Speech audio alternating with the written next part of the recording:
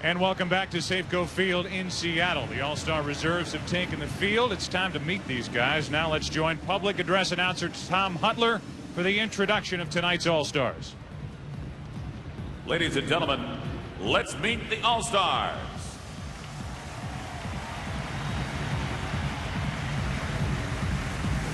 First, the National League, the coaches. From the San Diego Padres, manager Bruce Bochy. From the San Francisco Giants, manager Dusty Baker. Now the players. From the Arizona Diamondbacks, pitcher Curt Schilling. From the Atlanta Braves, pitcher John Burkett. From the Chicago Cubs, pitcher John Lieber. From the Cincinnati Reds, first baseman Sean Casey. From the Colorado Rockies, pitcher Mike Hampton. From the Florida Marlins, catcher Charles Johnson. And outfielder Cliff Floyd. From the Houston Astros, pitcher Billy Wagner. Outfielder Lance Berkman. And outfielder Moises Alou. From the Los Angeles Dodgers, pitcher Jeff Shaw. And pitcher Chan Ho Park. From the Milwaukee Brewers, pitcher Ben Sheets. From the Montreal Expos, outfielder Vladimir Guerrero.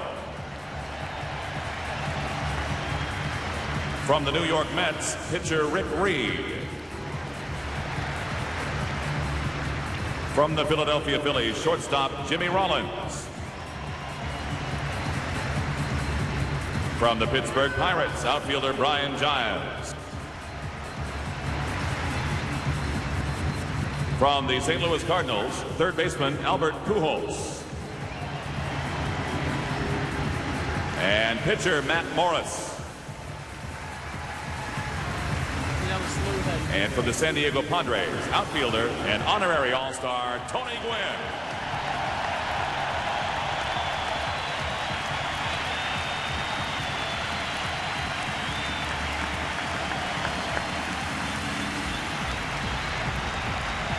Third baseman Phil Nevin.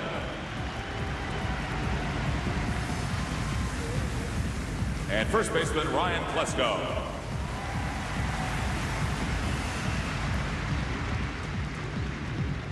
Now let's meet the American League All-Stars. First, the coaches. From the Seattle Mariners, manager Lou Piniella.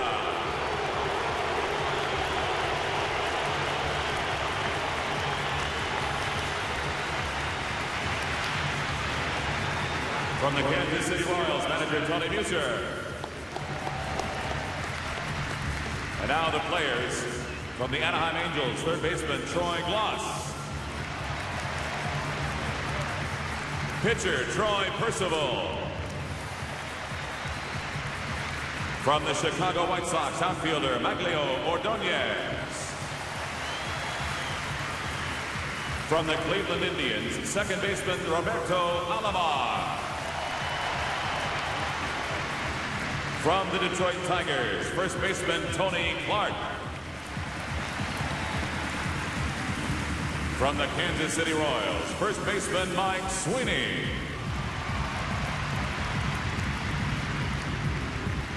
From the Minnesota Twins, shortstop Christian Guzman. Pitcher Eric Milton. And pitcher Joe Mays. From the New York Yankees, shortstop Derek Jeter.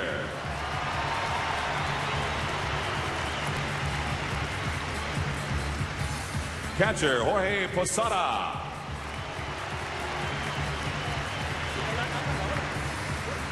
Pitcher Mike Stanton. Pitcher Andy Pettit. And outfielder Bernie Williams. From the Oakland Athletics, first baseman Jason Giambi.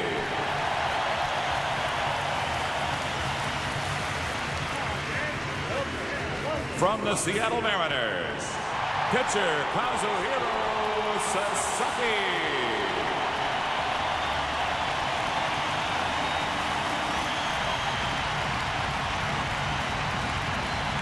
Pitcher Freddie Garcia.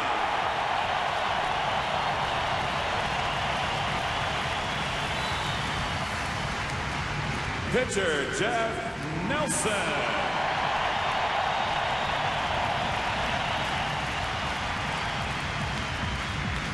And outfielder Mike Cameron.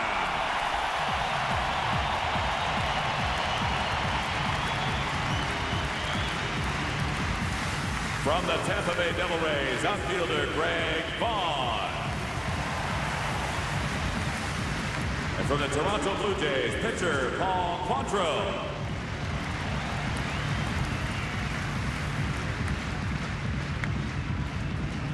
Now, let's meet the National League manager and starting lineup. The manager from the New York Mets, Bobby Valentine.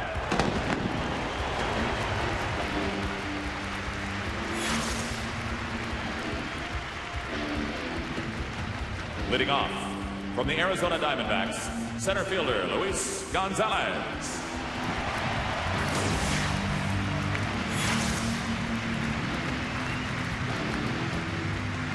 Batting second from the Colorado Rockies, first baseman Todd Helton.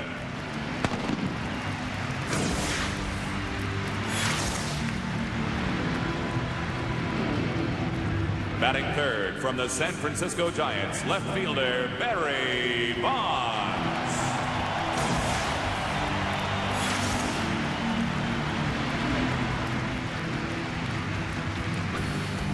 Batting fourth from the Chicago Cubs, right fielder Sammy Sosa.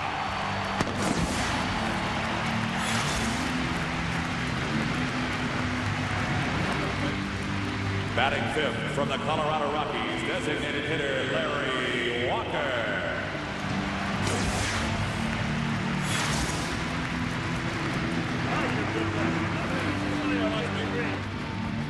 Batting sixth from the New York Mets, catcher Mike Piazza.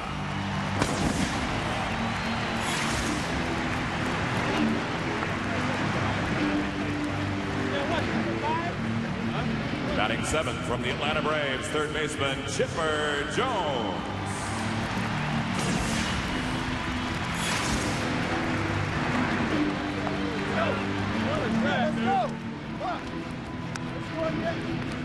Batting eighth from the San Francisco Giants, second baseman Jeff Hint.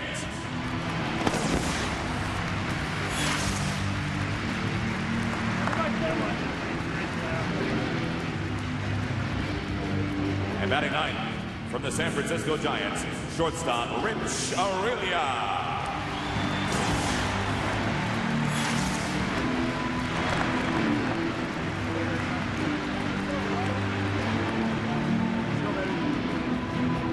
And the National League starting pitcher warming up in the bullpen from the Arizona Diamondbacks, Randy Johnson.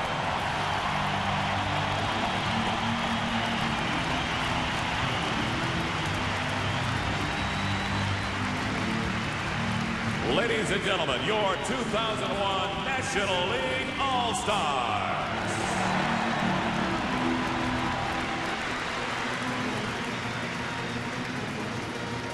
Now, let's meet the American League manager and starting lineup. The manager from the New York Yankees, Joe Torre.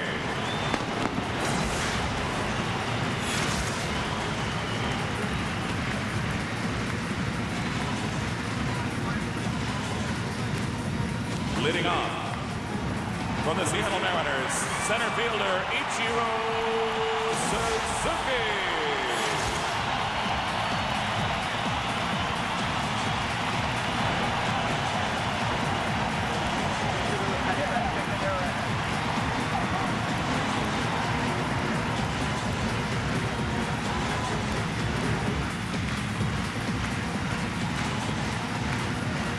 Batting second from the Texas Rangers shortstop, Alex Rodriguez.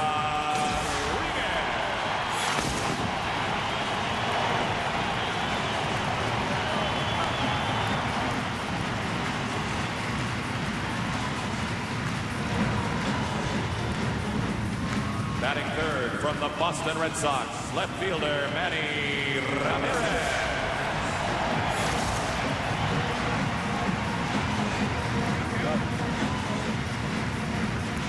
Batting fourth from the Seattle Mariners, second baseman Brad Boone.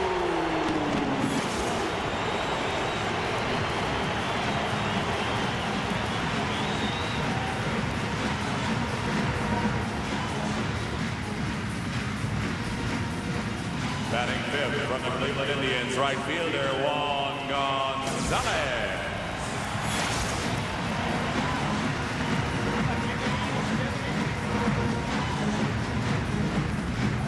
Batting sixth from the Seattle Mariners, first baseman John Olerud.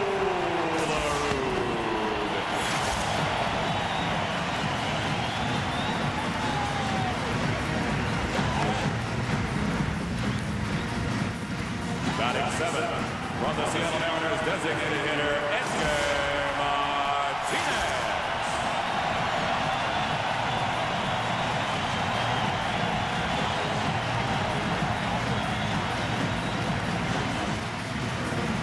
Batting eighth from the Baltimore Orioles, third baseman Cal Ripken Jr.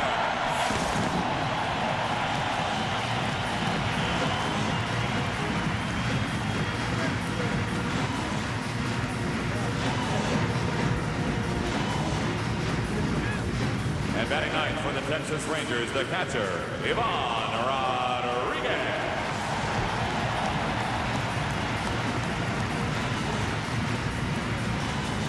Pitching for the American League and warming up in the bullpen from the New York Yankees, Roger Clemens. Ladies and gentlemen, your 2001 American League All-Stars.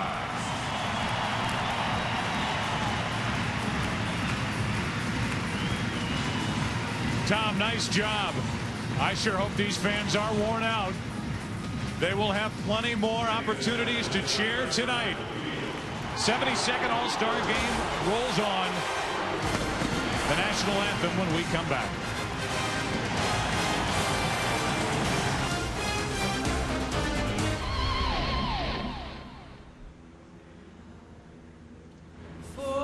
We welcome you back to Seattle, Safeco Field. National anthem time. Diana Krall singing the Canadian national anthem.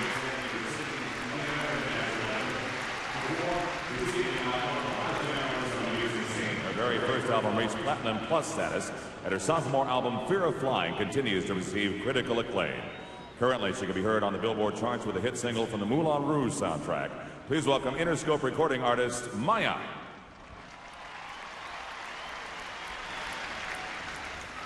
Oh, say, can you see by the dawn's early light what so proudly we hailed at the twilight's last gleaming, whose broad stripes and bright stars through the perilous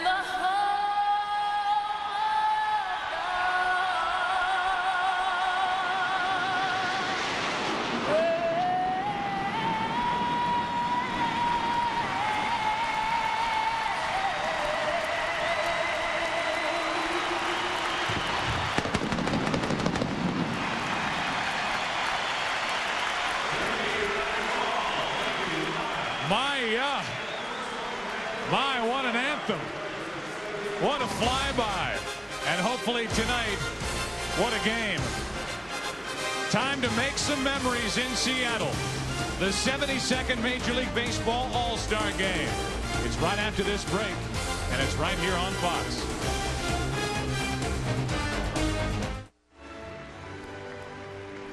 All right, my chills meter is already at 3. I've had three bouts with chills. Joe Buck and Tim McCarver with you. And Tim, anytime you get ready for a game like this, and anytime a fan is trying to figure out what to watch for in a game, you highlight certain stories. There are so many stories packed into this 72nd All-Star Game, one of which that seems to run through all of it is the internationalization of this game of baseball. Well, there are players from 7 different countries. There are 22 first-time All-Stars. There are 4 rookies, and against this backdrop, 2 of the most dominating pitchers in the history of the game, Roger Clemens and Randy Johnson. What a show it should be, and as you could tell, they're used to cheering here in Seattle. Yeah, we have already heard some real classy cheers coming out of this crowd at Safeco Field. Alex Rodriguez, and I think he's been touched with his reception so far this week in Seattle. During the home run competition yesterday, I saw him get choked up. I would say more cheers than boos when he was introduced in the starting lineup. Here tonight, Randy Johnson, the place went electric when he was introduced. I think from person to person, player to player, manager, coach to coach, these fans here in Seattle, and they've been loving baseball since the start of this season in particular, they are thrilled to host this game. Interestingly, yesterday during the workouts, the guy who received the most applause was Mike Cameron, who came over from Cincinnati for Ken Griffey Jr. 8 Mariners represented tonight, 6 Yankees. Those 2 teams have the most players, and it, as we said, should be so exciting. How fitting that Seattle would host this All-Star Game. Who knew? Who knew when they picked Seattle that the Mariners would be on this kind of a streak that they're on pace for 117 victories, which would be a record. You start to think about what this team is doing, and they're doing it. Obviously, the old story, one superstar after another has left over the past 4 years. Obviously, starting with Randy Johnson, Ken Griffey Jr., Alex Rodriguez, and this team is absolutely dominating play this season in the American League. You see their record, 63-24. Read on down. 19-game lead over Oakland. That is the largest of any team at the All-Star break in the history of All-Star breaks. They have already won the American League West. Lou Piniella can start to get his postseason rotation in line right now. Yeah, I think he can. We talked about Ichiro a little bit in the pregame show. What a player. He can run. He can hit. Excellent base runner, and what an outfielder. This throw the first week of the season against Oakland. He made his mark early and often here in Seattle. Well, the American League All-Stars are on the field. We'll talk more about Ichiro as we look at Roger Clemens. Roger Clemens, who makes the start. He last started an All-Star game in 1986 wearing a Red Sox uniform. Now he's wearing a Yankee uniform, and his stretch over the past calendar year has been nothing short of spectacular for the New York Yankees. He finally is the pitcher the Yankees thought they were getting when they traded David Wells, Graham Lloyd, Homer Bush to Toronto to get him. He is the dominating pitcher they wanted. A rough year in 1999, his first year coming to the Yankees. On the disabled list for part of last season, but since July 1st of last year, when he came off the disabled list, he has been his old dominating self. Alex Rodriguez thought of this. He grew up in Miami idolizing Cal Ripken Jr. And he thought this year should be the year that Cal Ripken Jr. should finish as an All-Star and start this game as a shortstop, where he, as Kevin Kennedy said in the pregame, revolutionized the position of shortstop. Cal has no idea, and Alex Rodriguez said, you know what?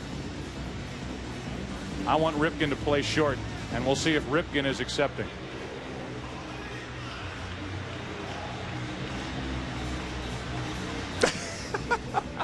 You knew he wouldn't want to go. Joe Torre back up for Alex Rodriguez.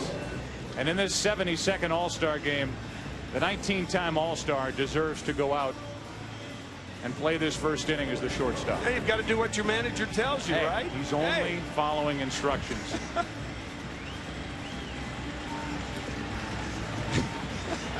I think he just said to Roger Clemens, strike him out. Don't have him hit it up the middle. So a classy gesture from a classy man. Alex Rodriguez, his idea, and Cal Ripken fought it. But Junior finally gave in when Joe Torre said, get over there. So there's a surprise for Cal already. And Luis Gonzales will stand in and get it started for the National League. We hope to do justice during the course of this game, Tim. I'm going to leave this up to you. We've got to do justice to all of these players coming in the game, but they come and go so quickly. There are so many stories here, and this is one of them. Luis Gonzales with 35 home runs. The winner of the home run derby competition yesterday as Clemens starts him with a strike.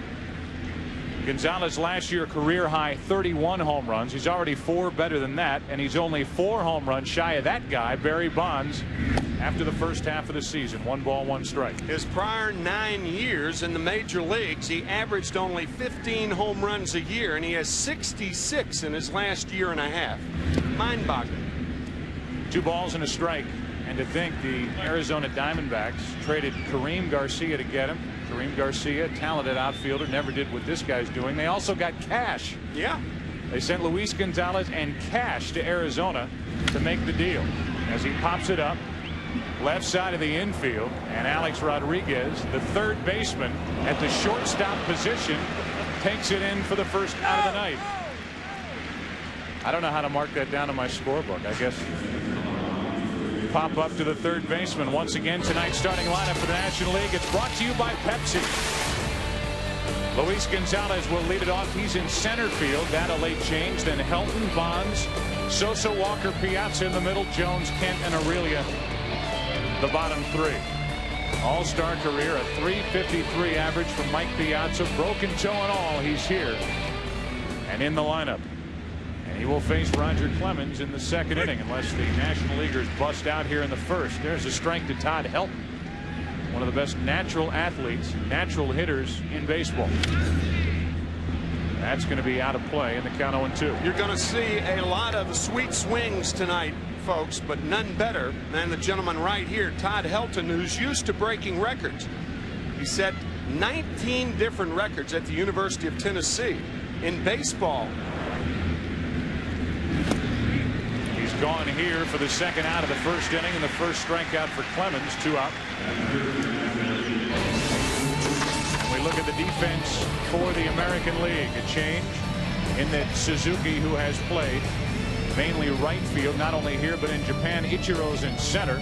Ivan Rodriguez, 9th consecutive All-Star start. That ties him the major league record among catchers. He and Johnny Bench. 2 out, nobody on, and Barry Bonds takes a fastball 95 miles per hour from Clemens for strike 1. Barry Bonds, 39 home runs, #1 in the major leagues. He is on pace, Tim, I know you love it, at this pace. He's on a pace to break Mark McGwire's single season home run record of 70 set back in 1998. That's a clunker foul on the count 1-2. He's been on that pace for about 2.5 weeks. However, he has dried up as far as the home runs are concerned. Barry looking forward to a strong second half if he's going to do it. Gonzales only 4 home runs behind Barry Bonds at the break. Bonds has not homered since June 23rd against the Cardinals of all teams. And Darryl Kyle, the fastball is high, and the count 2 balls, 2 strikes. If Bonds should reach, Sosa will bat. 2 out, nobody on. And a little comebacker. Pitching, Clemens dominating the first inning. And the change of positions. For the first time, Ripken playing short since 1997.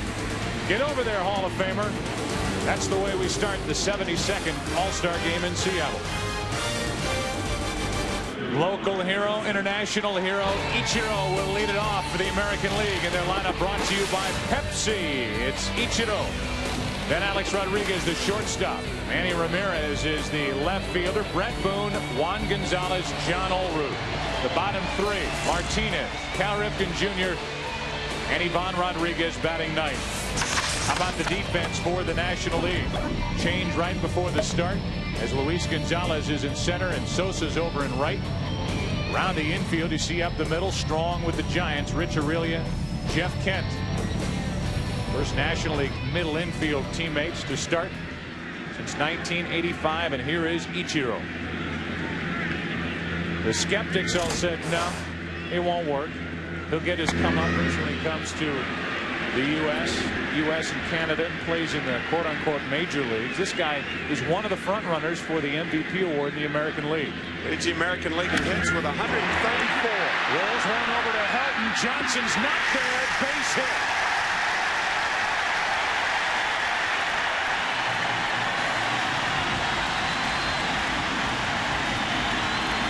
How can I beat you? Let me count the ways. Ichiro, who's almost running when he swings the bat, beats Johnson to the bag.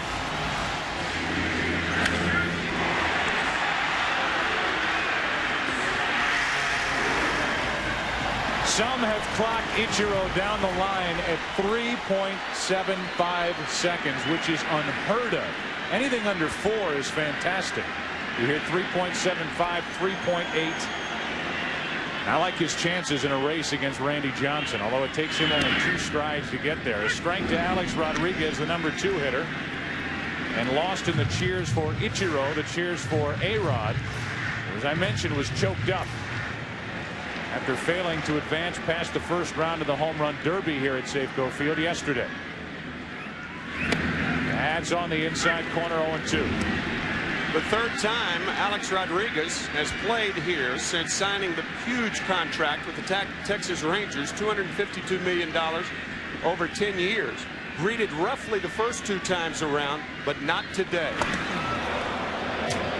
Randy almost caught Ichiro over there napping or leaning, but he was able to get back on the wide throw, and we await the 0-2 pitch to Rodriguez. Nothing new for Ichiro. Leads the league with 134 hits during the regular season. He's on at first. That stays high, and it's 1-2 on Alex Rodriguez as we focus in on Randy Johnson. The big unit, when he releases the ball, it's as though he's releasing it right in front of you. 11-5 on the year. Numbers always strong for Randy Johnson. 3-time Cy Young Award winner. Last 2 years with Arizona, he won the Cy Young right here in Seattle back in '97, and the 202 strikeouts, by far the most in the major leagues. 1 on, nobody out. 2-2 pitch. Rodriguez takes ball 3. It was 0-2. Now it's a full count. Ichiro could be running here, and one of the stories today, Mike Piazza catching with a broken left big toe. We'll see how Mike throws if called upon. Ichiro is running. Rodriguez strikes out, and the throw, well, it was ugly, and Piazza comes up hopping as he tried to land on that front foot. I don't know if he was bothered by Alex Rodriguez or not, but that's a bad sign for Piazza with that throw. Yeah, whether it's your right big toe or your left one, that landing big toe, this throw right here, he could have been bothered a little by Rodriguez. But this throw to second base, not even close. Ichiro stealing second, 28 on the year. So a runner at second with 1 out, and Manny Ramirez is at the plate. Strike 1. Mike Piazza had about 3 different reasons not to show up here in Seattle. He surely did. The biggest one was the broken left toe. He is one of baseball's legitimate tough guys, one of the legitimate good guys in Major League Baseball, and my hat's off to him for fighting to get here to Seattle while you hear other players say, I'd rather take the time off. 0-2 the count on Manny Ramirez. One of the other reasons is all that has gone on between he and Roger Clemens, and the two will hook up in the second inning. And I think for Piazza, for Clemens, for everybody involved, it'll be nice to be able to put that all to bed. Runner at second with one out. Runner at second with two out as Randy Johnson blows away Manny Ramirez. And who would have thought that Brett Boone signing a one-year contract to play in Seattle would end up hitting cleanup in this year's All-Star game? It's very close, but Brett Boone is my pick for the first half most valuable player. I know a lot of people would pick Manny Ramirez, but Brett Boone gives you on the other side of the ball what Ramirez doesn't. A complete player, always a great defensive player, but this year leading the American League in RBIs. Breaking ball in for a strike from Randy Johnson. First time as a starter for Brett Boone. Last year a .251 average with San Diego. Runner at second, two out, and that's a little high. 1 ball, 1 strike. It's got to be particularly difficult for these hitters. And usually when you start on the West Coast, 5 o'clock start Pacific time, or 5:30, very, very difficult right there. It's tough for the defense in center and right, second base, first base, and particularly difficult for the hitters until the sun goes away. It goes down. It's not going to go away. It's not going to go away? It's not. You promise? Go away. I promise. What's going to happen tomorrow morning? It will not. It'll come back. Okay. Yeah. 2 balls and a strike with Ichiro at second, 2 out. The American League trying to grab a first inning lead. Boone with a big swing. 2 balls, 2 strikes. Little guy, big swing. When you're seeing the ball well, it's tough to catch up to a fastball up around the letters from Randy Johnson. Randy Johnson really a 2-pitch pitcher, but oh, those 2 pitches. Boone trying to bring home his teammate Ichiro. No score here in the first inning. Randy Johnson misses. And it's a full count. On deck is Juan Gonzales. Edgar Martinez, arguably the best DH in Major League Baseball history, a history that dates back to 1973. He's batting 7th. Johnson trying to pitch around a leadoff infield single by Ichiro, a stolen base, 3-2 pitch.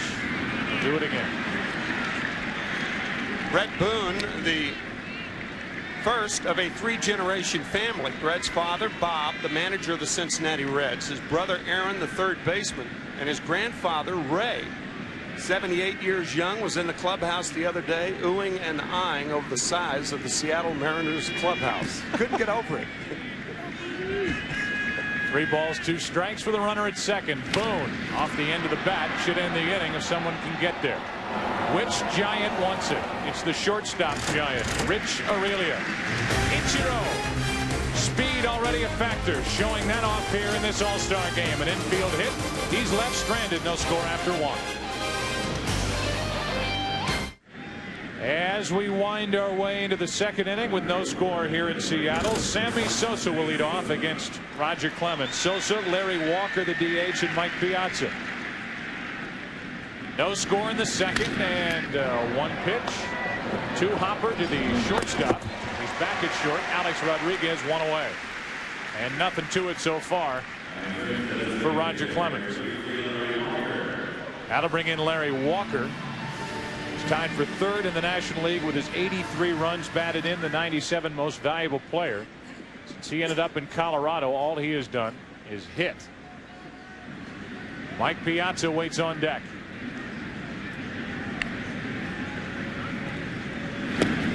Walker takes a ball. At least Larry Walker's a teammate of Randy Johnson's this year's All-Star game. You mentioned 97.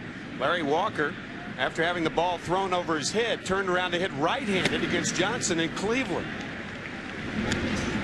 1 ball, 1 strike. 2 former Montreal Expo farmhands, Larry Walker and Randy Johnson, now on the same team in the National League All-Stars.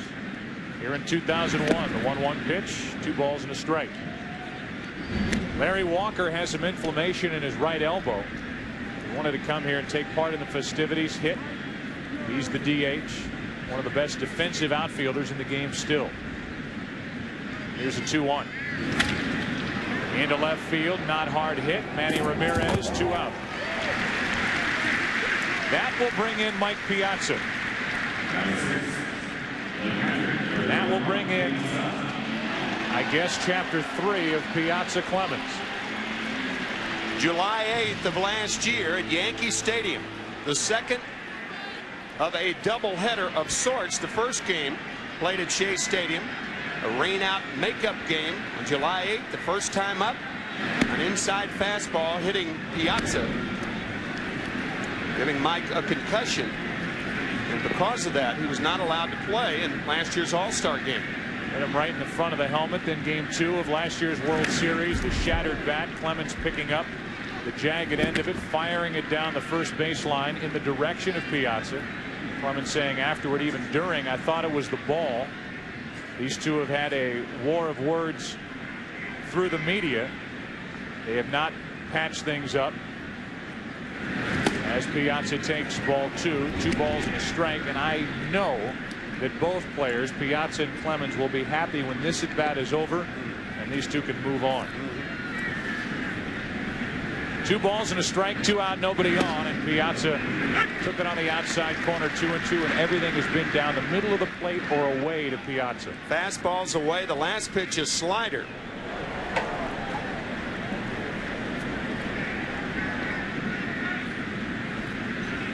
So now a 2-2 pitch with 2 out, nobody on here in the second inning. And it's still 2-2. Chipper Jones waits on deck. Mike Piazza has the top batting average, the top slugging percentage among catchers all time. He waits for a 2-2 and takes ball 3, and it was down and away. If Piazza continues as a catcher, when he hangs it up for good, he will likely go down as the greatest hitting catcher in the history of Major League Baseball. The question is whether he will continue as a catcher. 2 out, nobody on, 3 balls, 2 strikes, and Piazza gets it off the end of the bat into right, fighting the sun as Gonzales, and the inning is over. No base runners yet for the National League. We can put that story to bed for the rest of the night. Clemens threw 2 scoreless. An inning and a half, 0-0 in Seattle. We welcome you back to the bottom of the second in Seattle. Let's go down to the American League dugout and Kevin Kennedy. Joe, thanks, Roger. You're awesome again. You're having such a great first half. Are you looking for that 6th Young Award? I know you got 1 for each of your 4 boys, 1 for your wife. Is it time for you this time? Well, it was nice. You know, it was nice to be a part of this, and it was exciting being able to go out there and start. It's just a huge privilege, and you know, a lot of thanks goes out to my manager for giving me the opportunity. Roger, the Piazza at bat, everybody's been waiting for 9 months for this. Is this thing over with now? Well, again, I've said all along, Mike's a dangerous hitter, a lot of respect there. You just have to pitch him tough, and as far as I'm concerned, it is. And again, you know, I know I'm going to face Mike down the road again, and just have to, you know, pitch him carefully. He's a dangerous hitter. It was pretty apparent you stayed away. That obviously was your intention. Yeah, and just, you know, go down the middle with most of them with a little something on it. Okay, Roger, thank you. Good luck in the second half. Thanks. Joe, back upstairs. All right, Kevin, thank you, and thanks to Roger Clemens. Juan Gonzales at the plate with John Olerud to follow and Edgar Martinez the DH. 0-0. And I guess, Tim, when you have guys out there like Randy Johnson and the rest of his teammates that'll follow him to the mound, and the same on the other side, Clemens and the guys coming out of the bullpen for the American League, you expect pitching to dominate with the way these guys can bring it for 1 inning. It usually has in the All-Star game. Into right field, Sosa coming in. Kevin Kennedy talked about Roger Clemens and how he was pitching to Mike Piazza. 6 pitches. Outside, both fastballs. The splitter away. Slider gets the corner. Fouled off. And another one down. Off the end of the bat. And an out. 7 pitches. I said 6. That was a 7-pitch sequence. Nothing inside. 1 out, nobody on, and Olerud takes a strike. You have to know that Piazza at some point figured during the course of those 7 pitches that Clemens was going to work the middle of the plate or away, yet he still got one off the end of the bat. He wasn't totally sure, and he certainly wasn't leaning over the plate. Yeah. 1 ball, 1 strike on Olrud. It was off to a 3-16 start. Bobby Valentine is the manager for the National League, enjoying his first All-Star game as a player manager. Bobby, can you hear us? Absolutely. Are you having fun down there? Yeah, this is as much fun as I've had. You know, I coached in that one All-Star game in Cincinnati in '87, but to have Tommy by my side and my entire coaching staff, Dusty and Bruce, and this team, this is wonderful. Don't let that guy to your left start anything with these umpires out here. Well, I told them if they hear anything from my dugout, it's him, not me, and they can get rid of him anytime they want. Hey, Bobby, let's from your perspective, and I know it might get difficult to hear, let's from your perspective talk about the Piazza situation and Clemens, just to put it to rest for the rest of the night. I'm sure you're glad that's behind you. Well, I think it is behind us. You know, it's 2 great players battling against each other who had a couple incidences. Life goes on, and baseball's a lot bigger than their situations. No doubt about that. It's just, you know, in our market, it's tough to put things to rest. Full count now on John Olrud with Tommy Lasorda cheering on Randy Johnson. Speaking of great players, Bobby, John Olrud was a member of the New York Mets 2 years ago, signed as a free agent with Seattle. He's some hitter, isn't he? Yeah, John's just a great professional baseball player. He can field his position. He sees the ball as well as anybody in the world and has great at-bats. Grounds 1 to second for Kent. So, Bobby, I guess what you're proving here is you can listen to Tommy Lasorda and hear questions from Tim McCarver at the same time. I don't know how the heck that happens, to tell you the truth. You know, all the players do wish, though, that this roof was closed for the first few innings here, so they have a chance of seeing the ball. It's a real tough on the hitters right now, I'll tell you that, guys. Edgar Martinez is at the plate, the DH. Bobby, I know we're going to check back in with you later in the game. I want to talk about why Tommy Lasorda is there, and that day in the Dominican when Tommy had to tell you that that was it for your playing career. But we'll save that for a little later. I hope we have a lot of action in between now and then, but talk to you guys later. Thanks. All right, Bobby. 2 out, nobody on here. Already. And Edgar Martinez, the DH, is at the plate. Edgar, a 3.02 average. That's down. It's typically up 320 or better.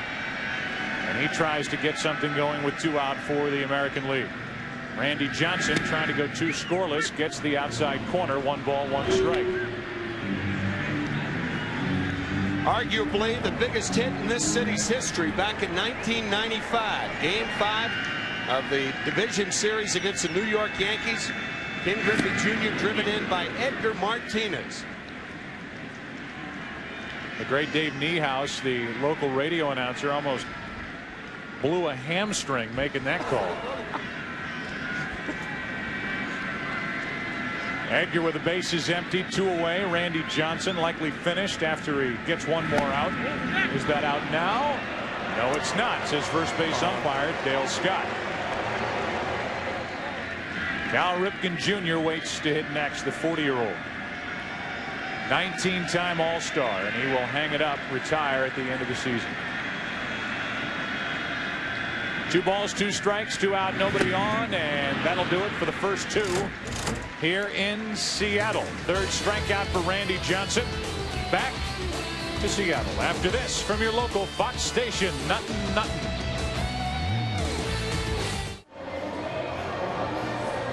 Third inning, no score. The American League has the game's only hit, and a new pitcher's in the game for Seattle, Freddie Garcia. 10-1, an ERA of 3.18, and one of the pieces to the puzzle in the trade made in 1998 between Seattle and Houston, which sent Randy Johnson to Houston. Chipper Jones will lead it off. It'll be Jones, Kent, and Aurelia, the bottom 3 in the order for the National League. Chipper Jones making his 3rd start as an All-Star. There's Jeff Kent on deck, and away we go in the 3rd inning. That's the opposite way off the end of the bat, and Manny Ramirez has it for out number 1. That trade that you mentioned, the first superstar piece in that trilogy of players that was traded from the Seattle Mariners. Actually, Randy Johnson traded at the trade deadline in '98, and Ken Griffey Jr. traded a couple of years later, and then Alex Rodriguez signing as a free agent. So in 3.5 years, 3 superstars leaving the Mariners. And what do? Win 63 games in the first half of the season this year. That leads me to my question. As Jeff Kent stands in, one of the most productive second basemen in the history of baseball with what he's done the last 4 seasons coming into this year. Is there some theory you've come up with? Is there a reason why they've lost 3 of the game's best players, and now in 2001 this team's the best team in baseball? I don't think you could bottle a theory like that, but certainly pitching has a lot to do with it. And the guy on the mound, 10-1, with their terrific bullpen and their closer, whom I'm sure we'll see today. That's Sasaki. You could make a strong argument for 2 of their other starters, sure, to be on this all-star squad. The line was drawn after 8 in the end after Cameron was added, placing his friend Greg Vaughn. 3 balls and a strike. Jeff Nelson added late. Aaron Seeley has had a terrific start to the season. Jamie Moyer. That is hard hit into left field off the bat of Kent and into the glove of Ramirez. 2 up, 2 down, and down to Steve Lyons in the National League dugout. I'm with Randy Johnson. Randy, 8 times you've been here. Another outstanding performance as a starter. Ichiro, the only guy that gets a hit off you. How did he look with you facing him?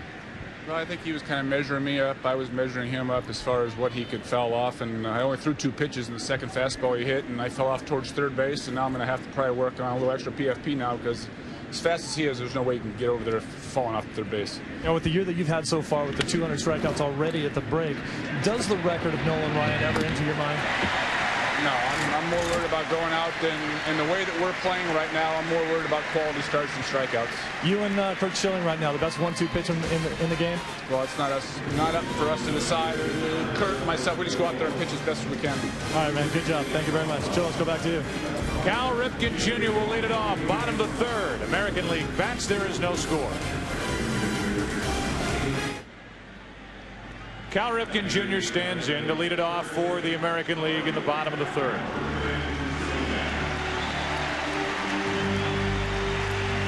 Chan-Ho Park is the new pitcher for the National League. He brings his 8-5 record to the hill, and a standing ovation. It will grow as Ripken bats here in the 3rd.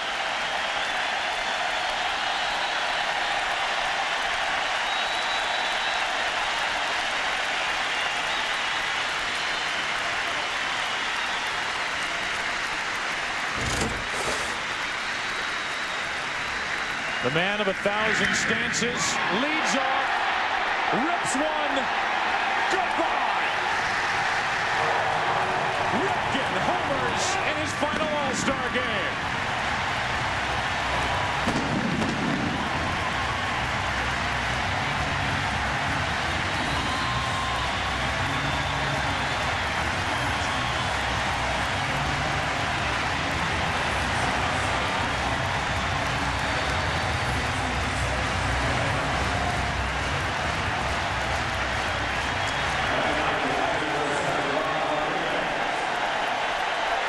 What did you say, Joe?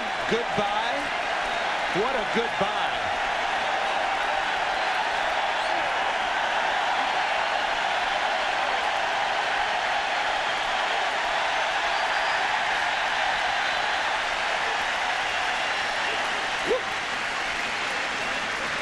His second All-Star game home run.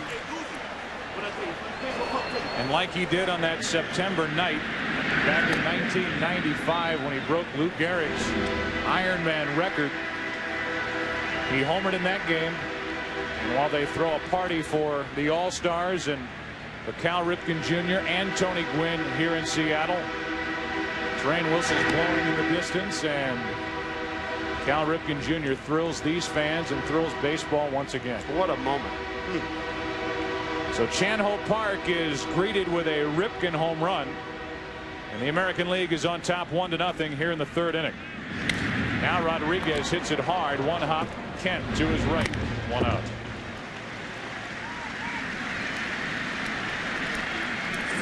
That'll bring in Ichiro, who has one of the 2 American League hits tonight.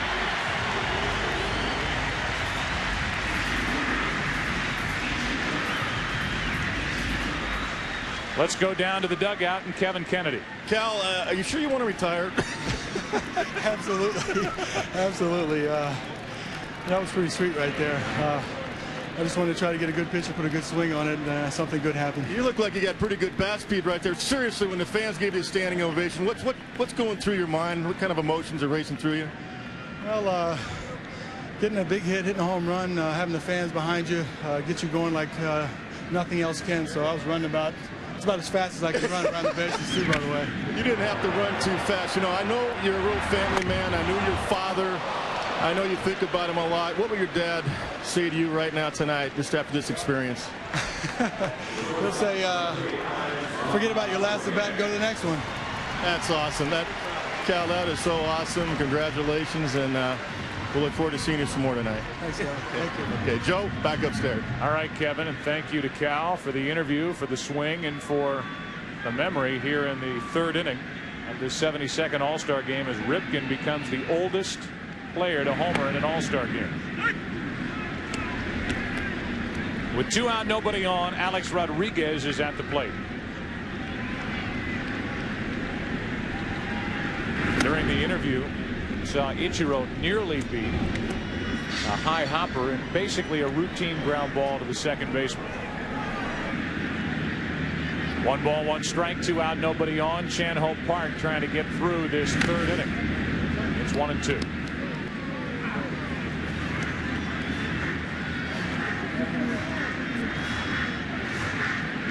A-Rod struck out his first time at the front end of a strike him out, steal a base play against Randy Johnson.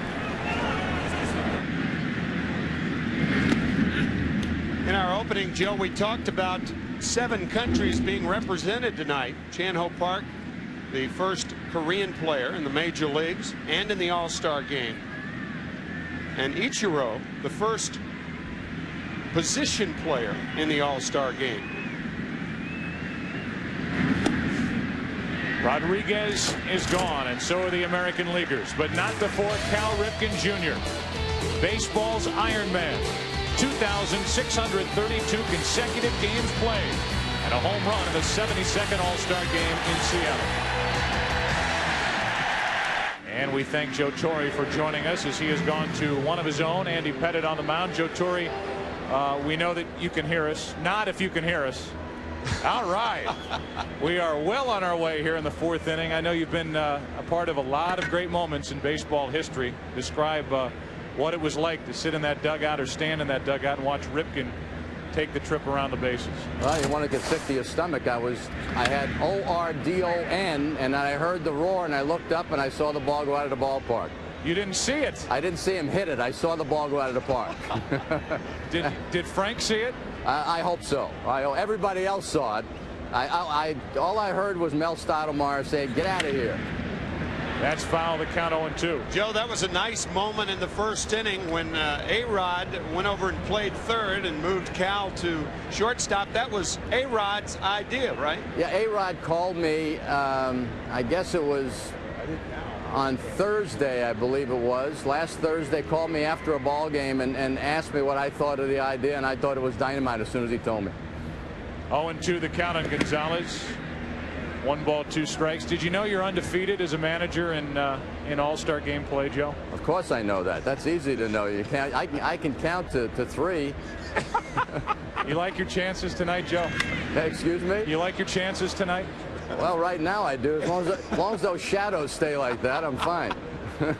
You went through some heat here in Seattle, around the world of baseball, for selecting the Yankee reserves. You ended up adding a couple of Seattle Mariners to the list, and it seems like all is quiet right now with the makeup of your team. That was politically correct. You know, I knew I was getting. In fact, I took the heat in New York. I thought I was going to take it in Seattle. I took mainly the heat in New York. And then I knew there was a way I had to put a tourniquet on this thing, and picking especially my man Nelly, and then Mike Cameron, who was thrilled to death to be out there. Gonzales gets a base hit into right field, and the National League has its first hit. We just saw a shot of Don Zimmer. Can you put into words what Don Zimmer has meant sitting next to you on the bench for this incredible run since 1996? Well, I can't. He's been so good. You know, today we're into technology. You know, we have computers, we have stopwatches now to time the pitchers. I'm talking to you in the dugout, and that's technology for you. Yeah, that's right. And then all of a sudden, Zim looks at the pitcher and he say, "We can steal on this guy." You know, he has nothing in his hands other than you know, obviously his hands, and he's just talking about, he sees the game. I mean, he's got the computer in his head, and we're constantly talking about situations, and he has been dynamite for me. Speaking of technology, Joe, seated to Don Zimmer's right, Frank Torre, and technology has kept him alive over the last 5 years. Well, we have my brother, and I'll tell you, I can't be more thankful. And he was thrilled when it was suggested to me about taking him, and then I checked with the Major League office, and they said, fine, you're right. You know, open heart surgery, getting a new heart in '96, and you know, he still does his exercises. He's still able to stand at the gambling tables in Las Vegas without having a letdown. Helton pops it up to the third baseman, Ripken. Would it be fair to say, Joe, that Frank has been somewhat of a father figure to you over the years? Well, there's no question. You know, I know why Bobby Valentine took Lasorda. He meant a lot to his career, and not only professionally but personally. And Frank fit that same description for me. He was a father figure. He was my hero figure. And anytime I, you know, had some good newspaper clippings written about me, if he didn't concur with those, you know, his word is what really counted with me. 1 on, 1 out for Barry Bonds. Bonds at the plate. He bounced back to the pitcher, Roger Clemens, his first time up. 39 home runs. And the tying run is on at first with 1 out here in the 4th inning. 0-2. You know what's unique, Joe, is seeing so much of Frank, but not hearing anything from Frank. Well, he lets you hear it, doesn't he? Well, why don't you walk over there at some point and have a seat next to your brother, and maybe he can chime in a little bit. You want me to do that? I'll find him. All right. Where'd he go? He's behind you. He's behind me? He's always been behind you. Oh, well, here's coming up now. He must have read your lips. 1 ball, 2 strikes. We're talking upstairs, brother. So they want some of your input. Just remind him that we're live on national television. You're live, so bleep yourself. Make a good pitch. Can Pettit do it? He misses down and away. 2 balls, 2 strikes. I'll ask Zimmer what I should do. See, that's a good bench coach, right? Look at that triumvirate right there. There's Zimmer, my man Zim. Torre, and Torre. Live right now. Oh. Here's a 2-2. Zim was just informed that this was live. I'm going to get in between these two now. This ought to be really entertaining. Yeah. We're live, Pops. I think we ought to strike this guy out. I think we ought to strike this guy out. How pedestrian is this? Boy, I'll tell you, you got the least color out of Zimmer right now. 3 balls, 2 strikes. Andy Pettit trying to get around a leadoff hit by Luis Gonzales. Bonds is gone, and that's the second out. Wouldn't go. Oh, I know why you've hung around this game for as long as you have.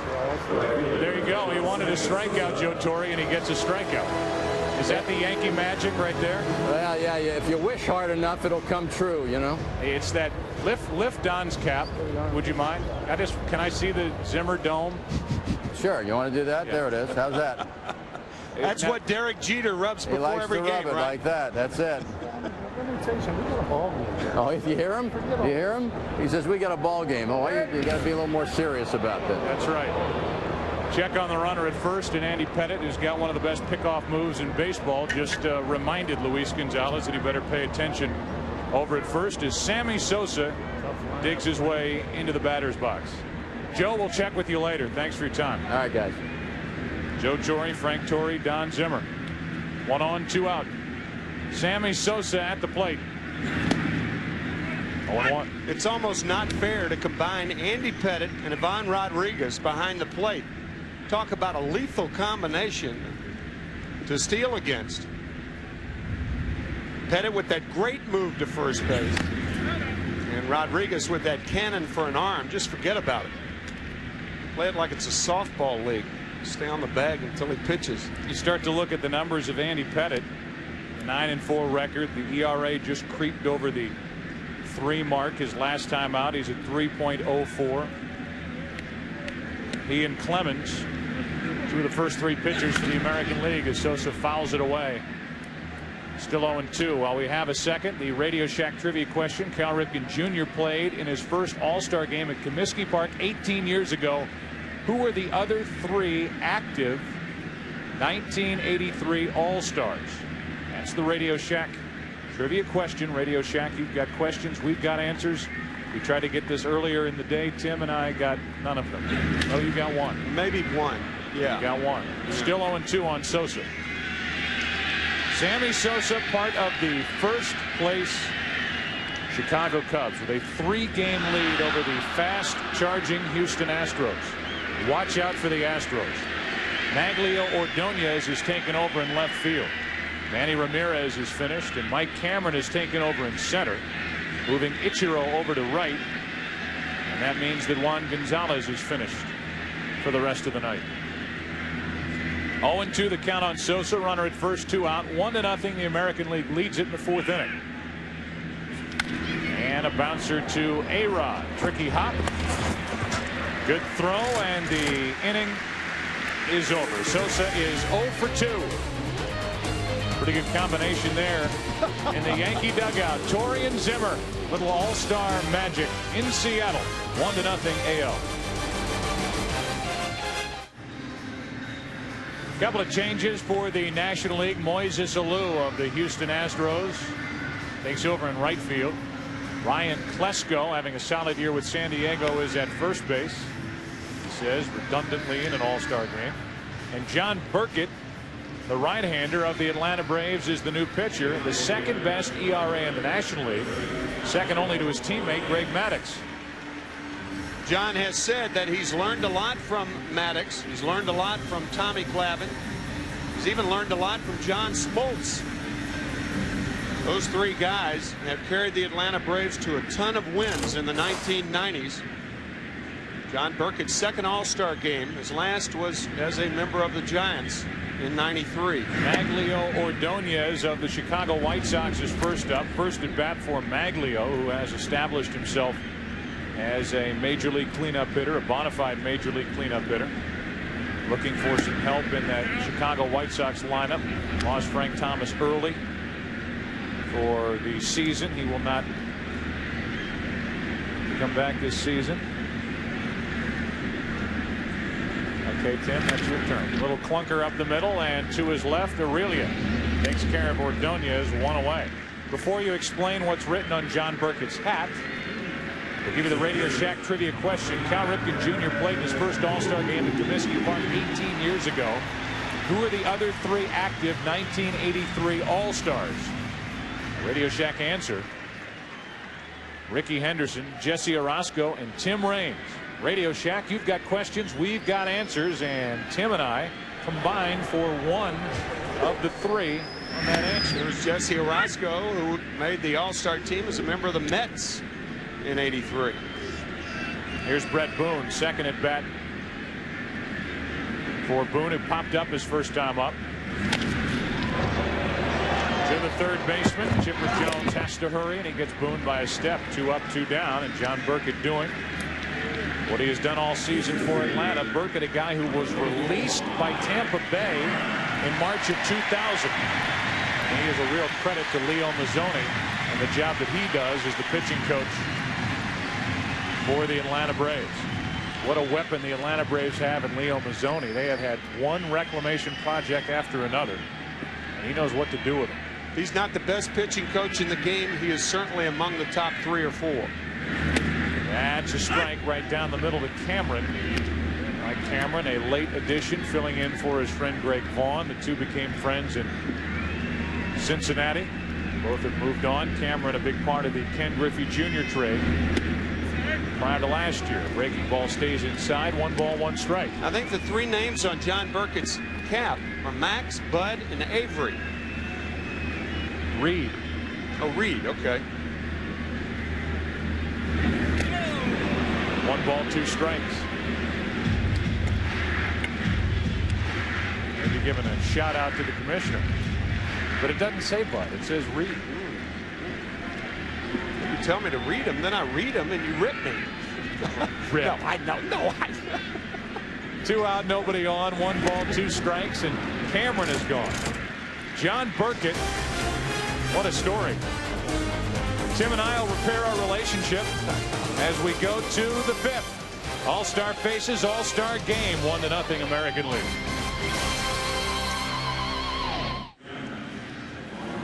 Well, tonight and every night, don't miss a full 60 minutes of regional and national sports news, all in one place. Turn to Fox Sports Net for all the highlights and latest info on your hometown teams. On the Regional Sports Report, then, get all the national headlines and scores of the National Sports Report. No matter where it happens, we've got it covered every night on Fox Sports Net, covering the dugout of the National League side. Steve Lyons. Steve? All right, Joe, thank you very much. I'm with John Burkett. And, John, before you came into pitch, you actually caught the home run ball of Cal Ripken Jr. What did you do with the ball? I gave it to Dave Valley down there. I think he's friends with Cal, so he's going to give it to him after the game, I believe. We hope he gets it back, because otherwise, you know, Woody's worth quite a bit of money, don't you think? Yeah, I would think so. Yeah, it was a good shot. I thought it was going to hit me first. So. I know you love the bull. Any 300 games lately? One last year. Yeah, one last offseason. I don't know, you wanted to say hello to somebody. Yeah, I got my kids at the beach at Perdido Keys and my family down there. Max, Avery, and Reed, hi, and I'll watch the weather, all right? All right, John, thank you very much. Let's go back to you guys. All right, Steve, and thanks to John Burkett, who just pitched a perfect 4th inning. Finished for the rest of the night. We're getting into the time of the game where it's a pitcher for 1 inning at most. As Joe Mays takes over, one of the very unique stories of the American League with that Minnesota ball club. And you talked to Joe Torre early on in the season. You said, who do you like this year in the American League? And the Minnesota Twins was the first team name out of his mouth. In the 2nd week of April, Joe Torre saying the Minnesota Twins was going to be a very surprising ball club. And right now, the Minnesota Twins 5 games in front of the Cleveland Indians, the largest margin they've had all year long. Tom Kelly and his crew. Where it is Mike Piazza, rank among all-time catchers. Look at that swing. Hall of Fame numbers through 9 full seasons. Piazza's numbers are at the top. We'll go back to that and give you more of a chance to digest that. Look at the average compared to the other 4. Those are Hall of Famers on that list. The RBIs, the home runs. There's a compelling argument for him to stay behind the plate as a catcher. There's also another compelling argument for him to move, and that is his 33rd birthday coming up. It is rare. Fisk is one of the few exceptions to the rule. Once you get to that age, 33 and beyond, the production starts to tail off, and this has been a below average year for Mike Piazza so far. Bob Boone is another example of a guy who has longevity, but Bob was not, of course, the offensive player that Fisk and Piazza are. Spoiling that pitch and fouling it down the right side to keep it 1-2. I think now's the time. I think Mike Piazza will move from behind the plate, and the Mets will do it judiciously during the offseason. I think now's the time. The combination of everything. Well, who better to talk to than the manager for the National League and the manager for the New York Mets, Bobby Valentine, as Piazza rolls one over to third. Ripken. 2 out. Let's go down to Bobby Valentine. Bobby, hopefully you can hear us. Is there a plan in place to move Piazza from behind the plate? I've never talked to Michael about that, that's for sure. I've heard enough about it in New York, no doubt about that. And there's been a little internal discussion, just what if, but there's no plan for that. All right, Michael, great job. Thank you, bro. So as Piazza makes his way into the dugout, Chipper Jones bats with 2 out, nobody on. Logically speaking, though, Bobby, you've got a weapon there, a big weapon in your lineup, whose biggest asset to your club is what he does with the bat. And if he continues to get beat up behind the plate, it would only make sense to move him away from the catching position, wouldn't it? Well, yeah, we hear that. You know, the only problem we have then, you move him out, then you have to replace the guy that he's replacing behind the plate with some offense that will be comparable, and I haven't seen that come to pass yet. That's a strike to Chipper Jones. Any thought now with the toe injury, at least for for a short while, moving him away from the plate? I know he's catching here in the All-Star game, but moving him defensively once the second half starts? No, Mike's really, when he's been in Met uniform, he's never taken a ground ball or a fly ball. Here's a fly ball into left off the bat of Chipper Jones into the glove of Maglio Ordonez. Bobby, thanks for your time. We'll check back. That'll do it for the top of the 5th inning. Piazza 0 for 2 and likely finished for the rest of the night. Who's coming up? Olrud, Martinez, Ripken, 1-0 American League. Flying high above and pointing toward Mount Rainier. Above here in Seattle, the Budweiser.com airship with these live shots from 1,000 feet up. Baseball fans, this Bud's for you. Number of changes as the National Leaguers take the field in the bottom of the 5th. Lance Berkman is in the game and now in center field. Albert Pujols, the 21-year-old rookie from St. Louis who played A-ball last year, is in the game at third base. The new catcher is Charles Johnson, takes over for Piazza.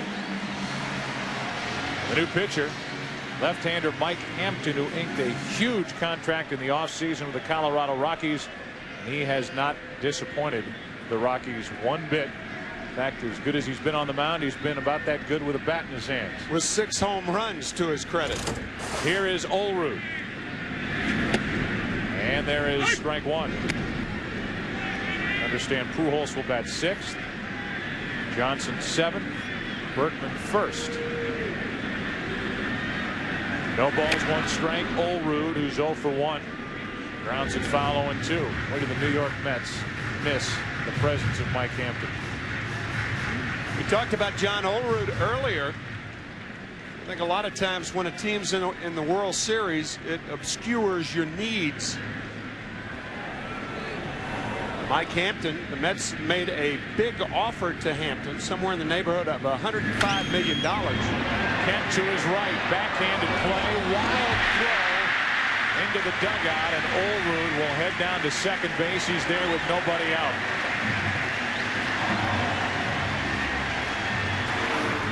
John does not get a lot of infield hits. He is not a fast runner.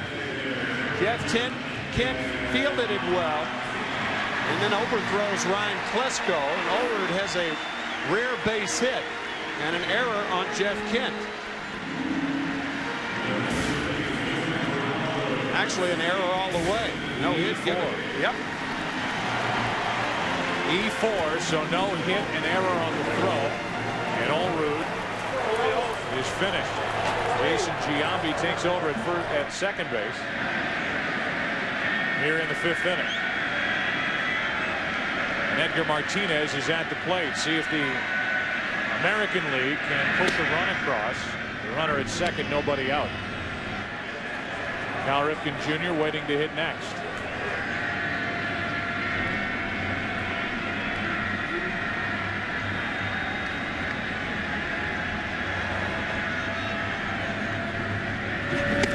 Martinez, a late swing. It's 0-2.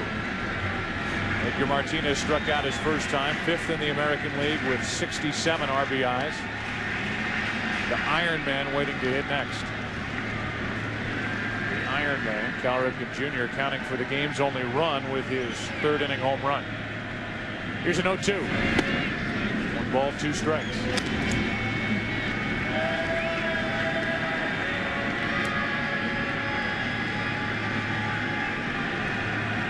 Edgar, obviously one of the game's great hitters still. 38 years old. He is at the top and near the top every category among designated hitters. Since the DH was instituted in 1973. 1st in average, 1st in doubles, 3rd in hits, tied for 4th in RBIs, 5th in home runs. A guy that's easily overlooked, but it's a mistake to do that with Edgar Martinez in this Seattle lineup. He's overlooked by everybody but American League pitchers. 2 balls, 2 strikes. Runner at second, nobody out. Martinez shatters his bat in the hole. It's really a good play, and Martinez does not advance the runner. A streak that began on May 30th, 1982, and ended on September 19th, 1998. And you start to see some of the injuries, near injuries, and some of the pain that Cal Ripken went through during the streak. And he played, and he played, and he played for over 14 years every single day. The Oriole way, the Ripken way. And here for his second at bat with flashbulbs popping around the park. Ball one low and away. Ripken, his first time up, ripped one over the wall and left. This might be his last at bat.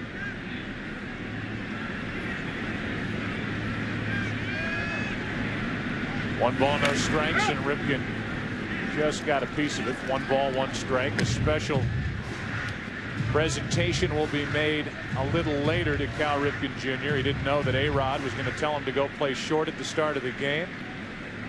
And Ripken will be honored later in this game, as will Tony Gwynn on the field here in Seattle. Giambi at second, one out. Hampton will try to show the world how good he can be after that leadoff error on the ball hit by Olrud after getting Martinez on a shattered bat ground ball to short. It's up to Ripken or Rodriguez. Drive home Giambi. 2 balls and a strike. 2-2. You mentioned Cal Ripken, the man of 1,000 stances. It'll be interesting when his bronze statue goes outside of Camden Yards, which stance he'll use. Curt Schilling, who is probably the resident historian among current major leaguers, somebody who respects the history of this game, recording it all. Another one to the shortstop, another one for Aurelia, and the second out. And Hampton is 2/3 of the way through pitching around a leadoff error, but he's got a tough out coming up in Ivan Rodriguez.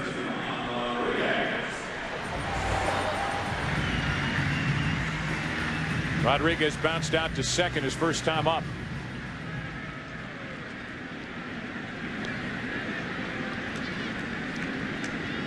So the Gold Glover, two-time MVP, takes his seat, and the MVP from 1999 digs his way into the batter's box. Rodriguez, runner at second, 2 out. Ball one. Mike Hampton, who played high school football, quarterback, a defensive back, recruited to play collegiately. Some big programs, Florida State one of them, has that bulldog type mentality, and he was bearing down and trying to get around that leadoff error. He's picked up 2 outs. Giambi is still at second, and now it's a 1-ball 1-strike count on Ivan Rodriguez. Ichiro waits on deck.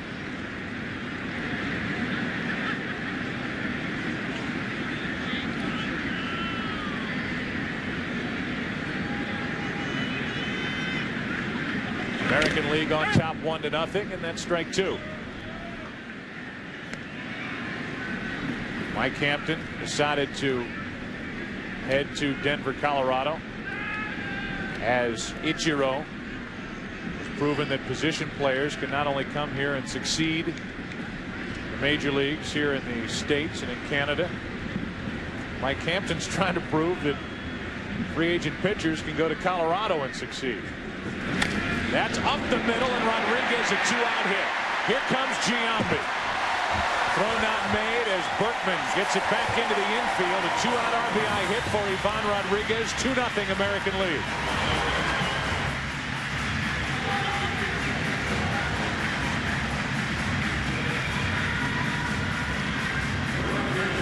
A live shot. Tokyo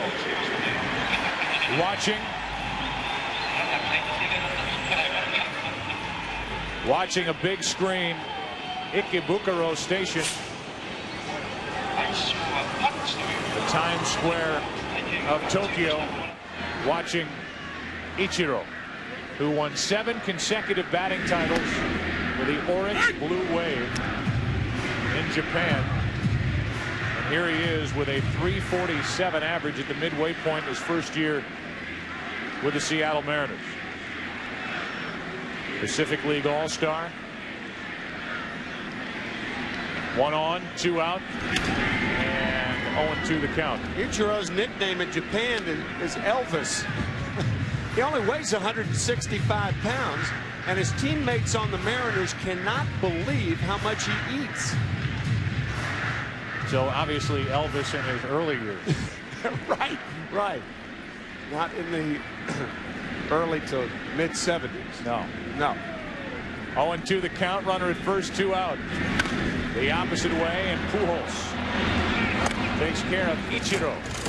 Let's go back to 1981. Cal Ripken Jr. with the Rochester Red Wings had modest aspirations. I'm learning the pitchers. I'm learning how to hit the ball to right field, how to hit the ball to left field, and learn how to look for a certain pitch in a certain situation. So all of that, is helping me become a better ball player, and maybe someday soon I'll be in a big league uniform.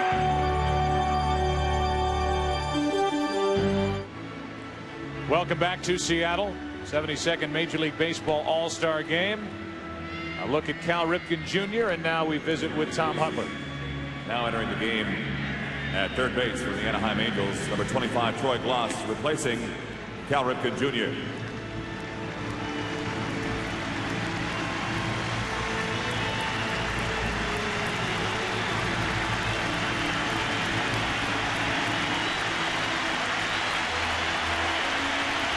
We direct your attention to the area near third base for a special presentation with Cal Ripken Jr., Tony Gwynn, and Commissioner Bud Selig.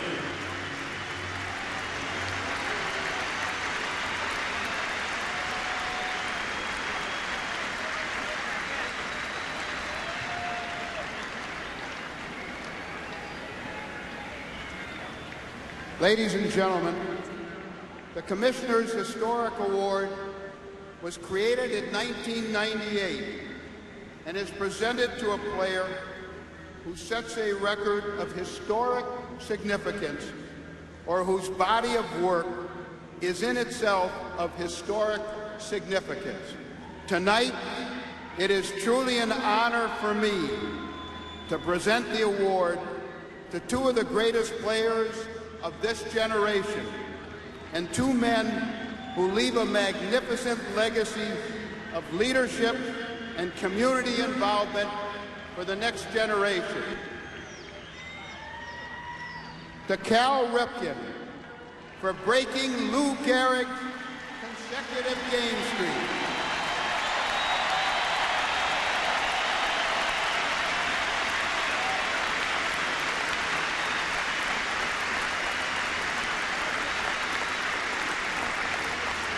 For setting a new record at 2,632 consecutive games.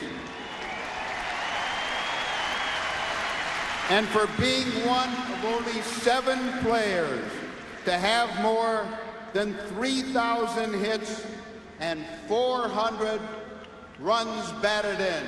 Congratulations, Cal.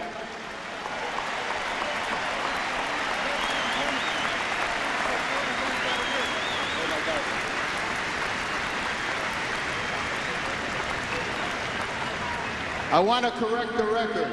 It's 400 home runs.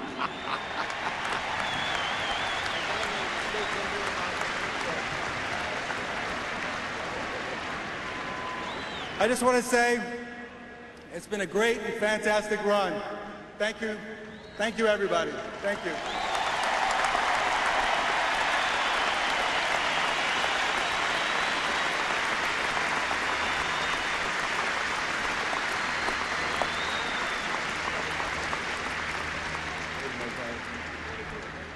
And to Tony Gwynn,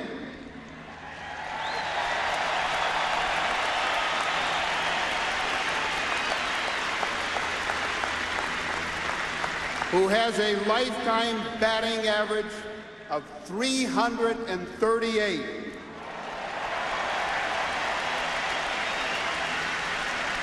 Which ranks 18th on the all-time list, whose 8 batting titles ties Hannes Wagner for the most in National League history.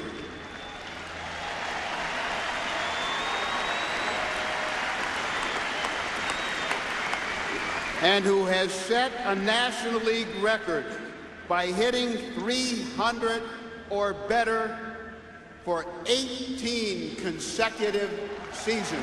Congratulations, Tony.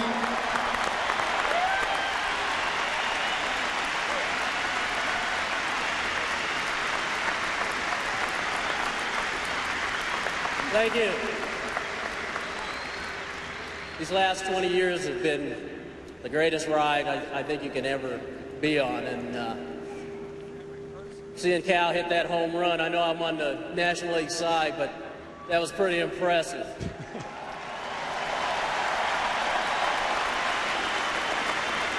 And so, for my final All-Star game, I'd just like to say thank you. It's been great.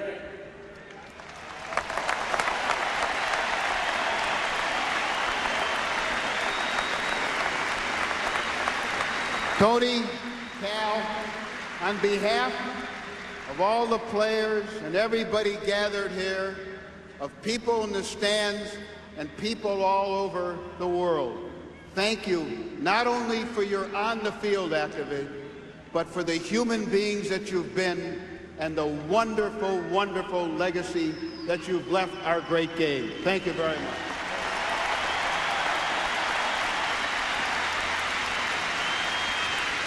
The end of that, Tim McCarver, probably the most important part of it all. The legacies that they leave and what they have meant to this game in their individual ways. Cal Ripken Jr. breaking that streak in '95 after the end of '94. The strike, no postseason, no World Series that year. He helped baseball start to bridge the gap back toward the fans with that lap around the warning track. What he did for baseball in '95, plus the exciting postseason that year. But I look at that guy, Cal Ripken Jr., as one of the big reasons why baseball was able to get back so many of the fans. Some still haven't come back, but so many of the fans back to the game after that disastrous end in 1994. And now you go to Tony Gwynn. He's not in the game, but we certainly cannot slight one of the all-time true gentlemen in this game and one of the best hitters. Tim, you know better than I. Unbelievable hand-eye coordination. That's since Ted Williams, 338 career average, as Commissioner Selig said. Guy who carries himself as gracefully off the field as he does on it. He wanted to come here, be a part of this. He was asked if he wanted to take a swing, take an at-bat. No, I just want to go there and soak it all in. Talking about a great athlete who also played basketball at San Diego State. 77 to 81. See the athletic moves by Tony Gwynn. And then you know he can do this. In fact, his career plan takes him back to San Diego State. Although it has not been formally announced, he certainly has not been secretive about the fact that he wants to go back to San Diego State as the head baseball coach there. And that team plays in the stadium named after Tony Gwynn. And from, I know, all of us on the media side and all of us on the fan side, thank you to Tony Gwynn for being a wonderful person and a Hall of Fame player. That is fair down the right field line as Quantrill brought home a 2-0 pitch, and Kent will try to turn that into a double. And he does, a leadoff double. We go down to Kevin Kennedy, who's in the American League dugout. Kevin? Well, I have Cal Ripken Jr. and A-Rod. And Cal, you revolutionized the position of shortstop. We've got the guy that was your idol growing up. Take me through what Earl Weaver told you many years ago, why he moved you from third to short. What did he say to you? I don't think he even told me why. No, he thought I could handle it, go to the middle of the diamond, you know, have a bigger presence in the middle, just take charge in the middle of the diamond. I mean, it wasn't much more than I could hit in the middle of the lineup. I could give you some offense, but I could also give you some defense. He really wanted me to go out there and take charge in the middle. Alex, you were a kid growing up in Miami. How much did you see of Cal, and how old were you when you first saw him? Well, I saw him ever since I've been alive, I think. He's been in the league 20 years, so I'm 25, so there's not too much room there to mess around with. But it's been a thrill for me to watch, and it's really a dream come true, just like many kids all over the world. He was their favorite player, and to me to do this is just one of the nicest things I've done in my career. What did you say to Cal over at third base to begin the ball game? I was just teasing him. I said, hey, you have to go to shortstop. And he said, I don't want to play shortstop. I said, well, Skip's over there, and he's telling you to go over there, so now you have to follow orders. And he said, come on, why would you put me through this? It was great. All right, thanks, guys. Let's go back upstairs. All right, Kevin, thank you, and thanks to Cal and to Alex Rodriguez. Obviously, as Kevin talked about, it showed a big man could play the shortstop position, and fitting that Weaver would do it, a guy who lived for that 3-run homer. They have a shortstop pound the ball out of the park. Aurelia grounds to third. Troy Gloss from the Angels takes care of Aurelia. Now to the other side, the National League dugout, and Steve Lyons. Well, Joe, certainly one of the guys that needs no introduction. Tony Gwynn is here with me. And Tony, when we force you to take a look back at your career, the tremendous times that you've had, and an award like that happens, how do you keep it together? I don't know. To be honest with you, you know, Bud Selig came down and yesterday and was telling me, you know, that something was going to go on. They didn't tell me what, but whatever it was, he was struggling with it. And so standing here waiting to find out, you know, exactly what it was going to be. I had no idea they were going to stop the game, and both sides were going to come over and, you know, shake your hand, give you a hug, tell you you've done wonderful. I mean, you know, it's hard. So, you know, we've heard a lot about how much you've been teaching and really imparting your knowledge, much more so at this All-Star game to all the other guys that are here than you had in the past. Do you really have the idea that you wanted to teach a little bit more here this time? You know, not really. I think since I announced that I was going to retire, I think people realize what I want to do when I'm through. I'd like to coach. And I was telling Lance Berkman, I said, man, you could pick my brain now because we play you guys right after the break. And you're not going to get a chance to again. So, you know, I just tried to make a point of just, you know, going to the young guys, congratulating them for making the All-Star team and letting them know that, you know, they can be as great as they want to be. They just have to know they're going to work at it. As you do look around in this locker room, in this dugout here, who are the guys that can carry the torch the way you have? Oh, there's a lot of guys. A lot of guys, you know, I mean, Lance Berkman comes to mind for me just because, you know, I was there in the game when he started, when he got his first big league, hit, his first big league home run, and to see where he's progressed from a couple of years ago to where he is today, you know, to me that's how you become a bona fide major league player. You just got to kind of roll up your sleeves and say, hey, I'm going to do the work that I need to do. And he's a great example of that. And then you have a guy like Johnny Rollins who comes in, this is his first All-Star game, and talking to him, you think he'd been here for 8 or 9 years. Very confident, very self-assured with himself, but realizing that he's got a lot of work to do, and he's not afraid to do it. And so, from my standpoint, I think we got a lot of things going in the right direction in this game. As we get the base hit right there, one more question to you, Tony. As you look around here and you take a deep breath, you can catch up with yourself again because there's still a long way to go for you, isn't there? You're right. You're right. And, you know, when things like this happens, it just kind of lets you know what you're going to be in store for. And, you know, I held up okay this time, but I know in September you're not. And why hide it? You know, there's no reason to hide it. I'm pretty proud of what I've been able to accomplish, but when it comes to letting people know, it's tough. Everybody around here is certainly proud to have been a part of it as well. Tony, thank you very much. Let's go back to you, Joe. All right, thanks to Tony. Berkman was listening. He got a base hit the opposite way, and all of a sudden the tying runs are on here in the 6th inning. Quantrill's gone. At the end of the season, Gwynn will be gone. An All-Star game send-off for Tony Gwynn. Wonderful person. We're happy he's here in Seattle.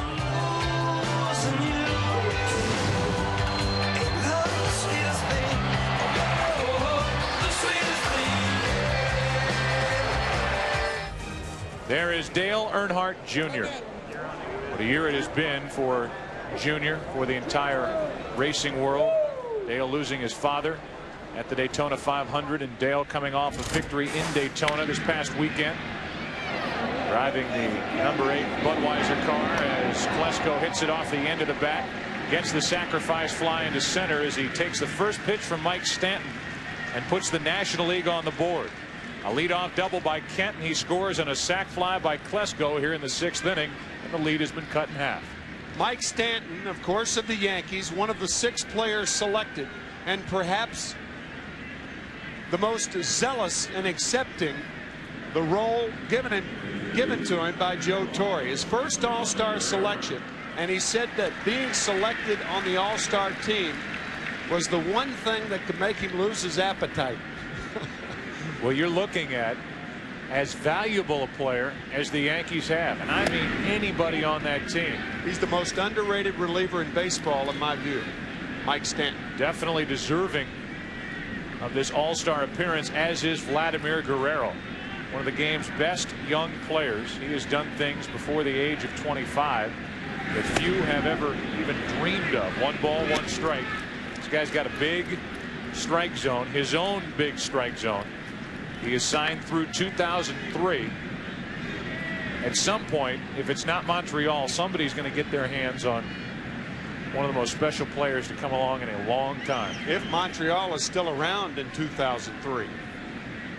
Runner at first, 2 out, and 1 ball, 2 strikes on Vladimir Guerrero, who's batting for Barry Bonds. Hall of Fame starts, 300 average, 30 home runs, 100 RBIs, 3 consecutive seasons doing that under the age of 25. Joining Ted Williams, Joe DiMaggio, and Jimmy Fox. A Hall of Fame list. He's replacing a Hall of Famer here in the 6th inning. Bonds done for the rest of the night as Guerrero spoils the pitch, flies it down the right field line, and it slices foul and goes out of play. Now that's an example of Guerrero in that strike zone. His arms are very, very long for a man who is 6'3". Watch him reach off the plate and make contact on the fat part of the bat. We got one question after another about the supposed new strike zone for this season. He got the questions in spring training. He said, I don't care where they're going to call strikes. What do I care? Exactly. I see it and I swing at it. Alex Rodriguez talking to his former manager, Lou Piniella. They had Berkman, the runner at first, frozen.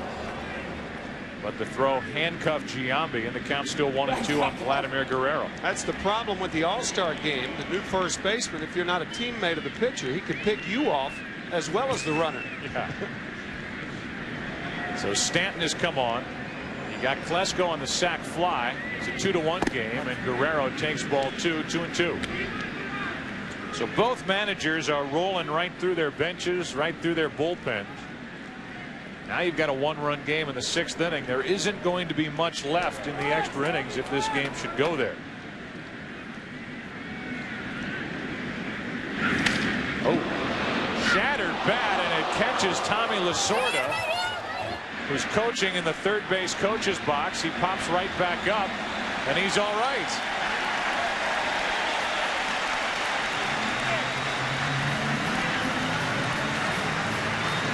Tommy saying, I'm all right. Of course I'm all right.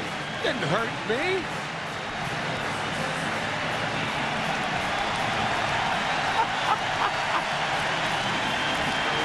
Tommy landing right on his gold medal. Tommy Lasorda here. An invitation for Bobby Valentine.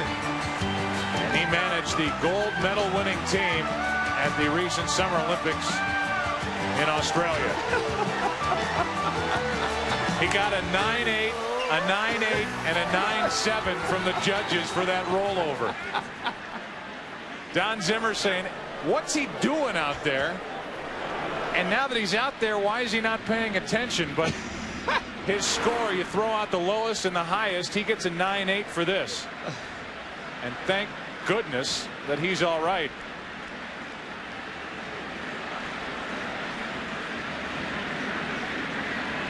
It was the Italian judge that gave him the 9-7.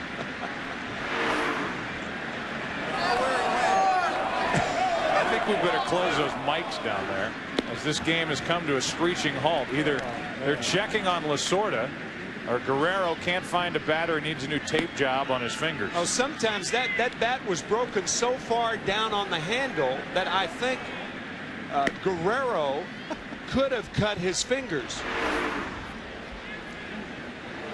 He is left with a stake in his hands.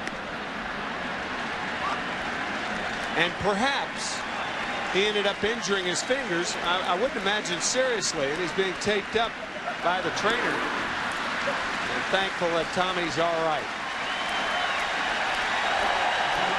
All right.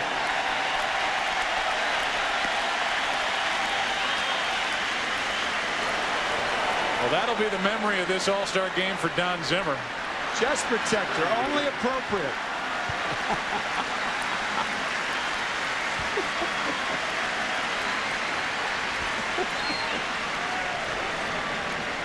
Oh, one serious and one, and again, thank goodness, comical moment, certainly to remember here in the first 5+ innings in Seattle. Now Tommy Lasorda and his best friend's son Mike Piazza have come dangerously close to being injured by a shattered bat.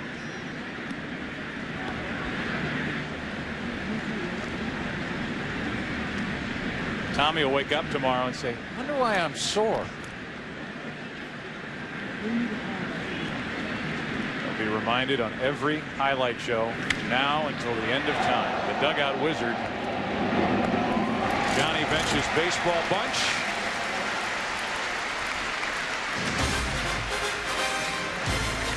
Took a seat.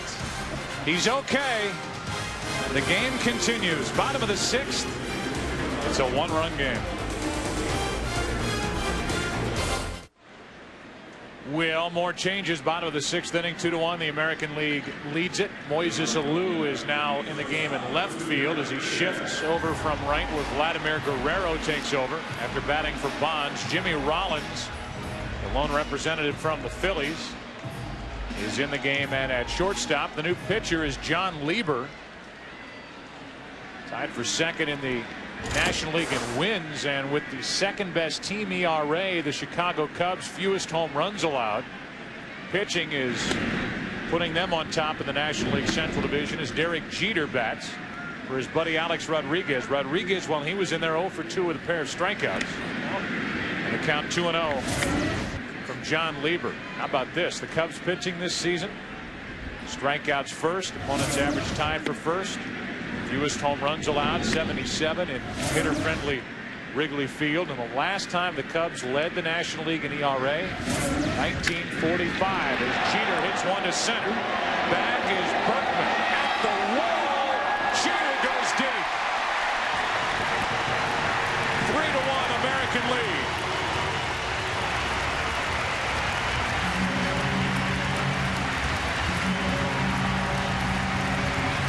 Last year's All-Star Game MVP in his first at-bat in 2001 hits it to the deepest part of the park.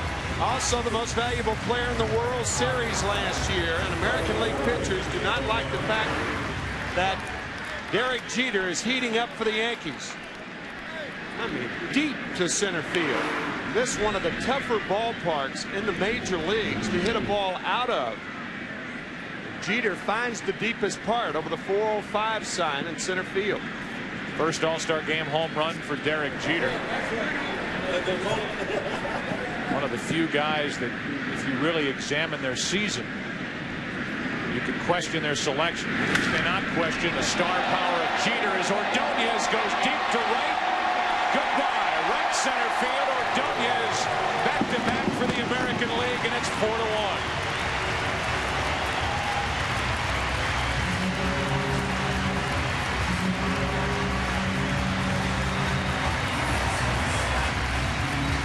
So after detailing that the Cubs pitching staff has allowed the fewest home runs in the league, Jeter and Ordonez go back-to-back.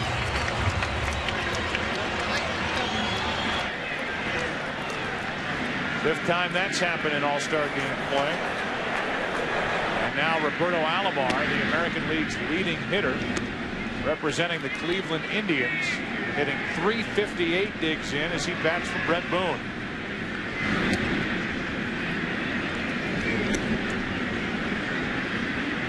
Leading the league in hitting. The Indians have not had a player lead the American League in hitting for 46 years as Alou takes one away out in left field, and we go down to the National League dugout. Thankfully, a healthy Tommy Lasorda standing by with Steve Lyons. That's right, guys. And Tommy, you're no stranger to that third base box down there, but boy, what was going on out there? Well, you know, I've coached third base many, many years, never been hit. But I was watching the ball. I saw the ball go, and I'm supposed to keep my eye on that ball. And when the ball went down there, I never saw that black bat coming at me because I was watching the ball. You know, your body took a bad hop when you hit the ground. Well, listen, let me tell you something. I'm not quite as agile as I used to be now. You got to remember, I'll be 74 in a couple months. Well, I'll tell you, if the American League could show you anything, they'd send Zim out there, wouldn't they? He won't come out. He will not come out, believe me. Scared men can't win. Oh, I'd not go out there. I love to coach third base. I got to run that inning. I'm going to go back out and get a couple more. There you go. Go on back out there and do it again. Thanks, Tommy. Joe, let's go back to you. All right, Steve. 2 balls and a strike with 1 out, nobody on. 2 runs home for the American League as Mike Cameron takes it high, and Lieber is having the roughest inning of any pitcher so far. Cameron 0 for 1 since entering back in the 4th inning. 3 balls and a strike, now full count. With the Chicago White Sox 13 games behind the Minnesota Twins and the Cubs in first place, some solace for White Sox fans with Ordonez homering off Lieber, a south sider off a north sider. 3-2 pitch. Cameron pops it foul and out of play.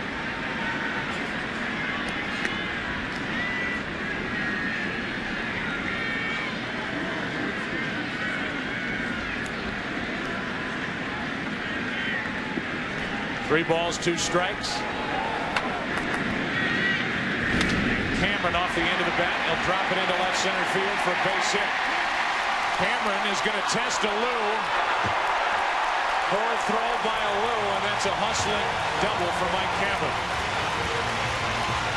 He ran right in the face of Moises Alou.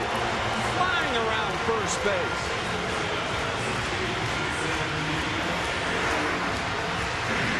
Breezes over the bag, running hard all the way, giving himself a chance to take the extra base.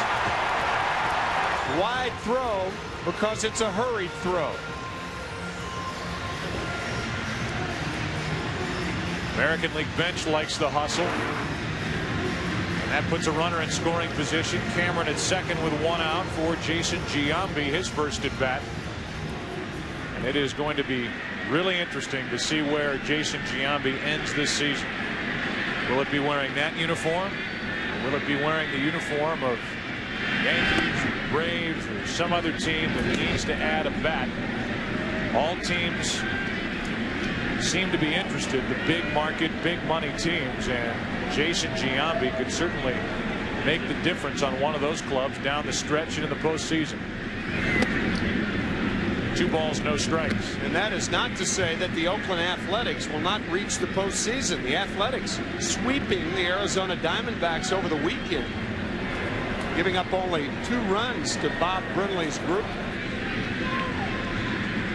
2 balls, no strikes. Brenly said after that series, if we played a 4th game, we'd probably face Koufax.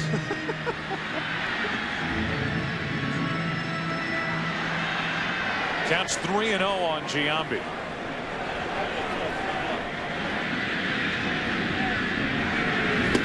That's on the outside corner, 3-1. The report is that Fred McGriff has been traded to the Chicago Cubs today from the Tampa Bay Devil Rays. The hang-up is McGriff has a no-trade clause, and we understand needs to get worked through. To the left side, and Rollins shows off that good arm. Giambi's gone. He grounds out 6-3, and Cameron's at third, 2 out. So if the Cubs pick up McGriff, McGriff seemed to be at least an option for the Atlanta Braves at first base. Galarraga's still out there, evidently, if they want to go get him. Giambi has got to be at the top of the list if they can figure out a way to make a trade with Oakland, if indeed Oakland wants to give up Jason Giambi. And of course, that's a big if, as Tony Clark from the Detroit Tigers digs in, and he bats for Edgar Martinez, the DH. Comes up empty, strike 1. There are about 3 weeks left before the trading deadline on July 31st. And a lot will be determined about how Oakland plays immediately after the All-Star break as to whether they will be in it in the wild card chase or not. Wear the MLB Authentic Collection All-Star Game 2001 Workout Day jersey of your favorite Major League Baseball All-Star. Order now at MLB.com. 0-2. Clark takes a ball. Here's another guy that is evidently out there if some team wants him. Tigers struggling again this season. Now he's got a bad back, trying to fight his way through that. Out in front. Count stays 1 ball, 2 strikes. Tony must feel like he's home. His brother Greg plays basketball for the University of Washington. He's a Husky forward, literally. Runner at third, 2 out, a ball and 2 strikes on Clark. Lieber is finally through the 6th inning. But he doesn't get through the 6th inning before Derek Jeter in his first at bat and Ordonez in his second. They go back to back. It's 4-1 AL. Back after this from your local Fox station. New pitcher for the American League is Jeff Nelson, former Yankee, back with the Seattle Mariners, and a big part of their success out of the bullpen. Nelson takes over for Stanton, who went 2/3 of an inning. Nothing new for him. Got 2 outs, all zeros for Stanton.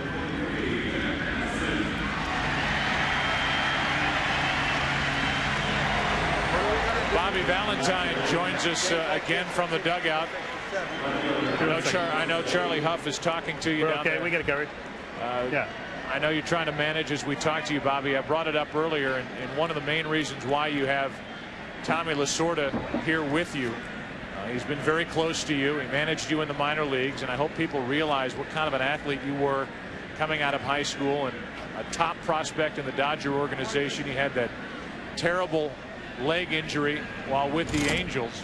I know down in the Dominican, Tommy Lasorda had to pull you into his office and try to tell you the facts of life and say this might not be something you want to continue to pursue. What was that meeting like? No, that was a factual statement. You know, Tommy was my first manager in baseball, and we never were in a dugout in the major leagues together. And this is our first opportunity. It's been a blessed event. That event was I played about 50 games for him. I wanted someone to tell me the truth, whether I could or I couldn't. And we ordered a pizza, we had a beer, and he said, "Hey, son, I think you better try something other than playing on the field." And his advice was great advice, and I guess I'm here because of that. Talk about the great ambassadors of the game. We just sent 2 of them away, so to speak, in this all-star game with a send-off for Tony Gwynn, the send-off for Cal Ripken Jr. And there's no doubt that Tommy Lasorda is on that list of the game's great ambassadors. Well, worldwide ambassador, there's probably no one more recognizable, and no one who loves the game more than Tommy. He sleeps it, eats it, and drinks it. It's been good to him, and he's been great to the game.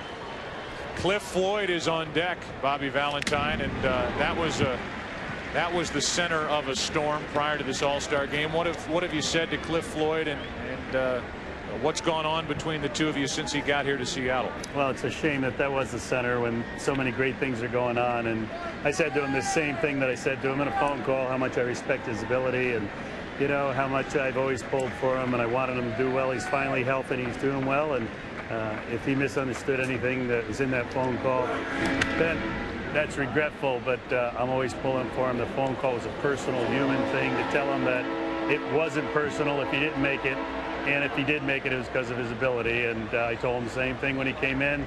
He smiled, shook my hand, and along with every player in uniform, which has really made my all-star stint here worthwhile, he thanked me, and I've had tears in some of the guys' eyes. I've met a lot of the parents, and this has been the most memorable event of my life.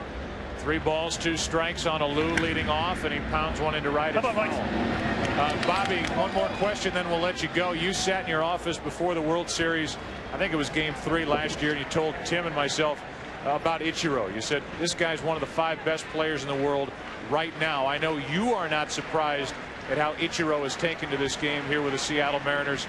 That's some story, isn't it? Well, it's a great story for baseball, for his country, and everything that they stand for as far as baseball is concerned. And he's ignited the Mariners, no doubt about that. You managed over in Japan. Tell me this as we look at video highlights of you managing over in Japan. One case could be made that Ichiro coming here signifies a major step for baseball players in the Japanese leagues. On the other hand, you manage a guy, Shinjo, with the New York Mets, who was a good ball player in Japan, certainly not a terrific ball player or a superstar in Japan.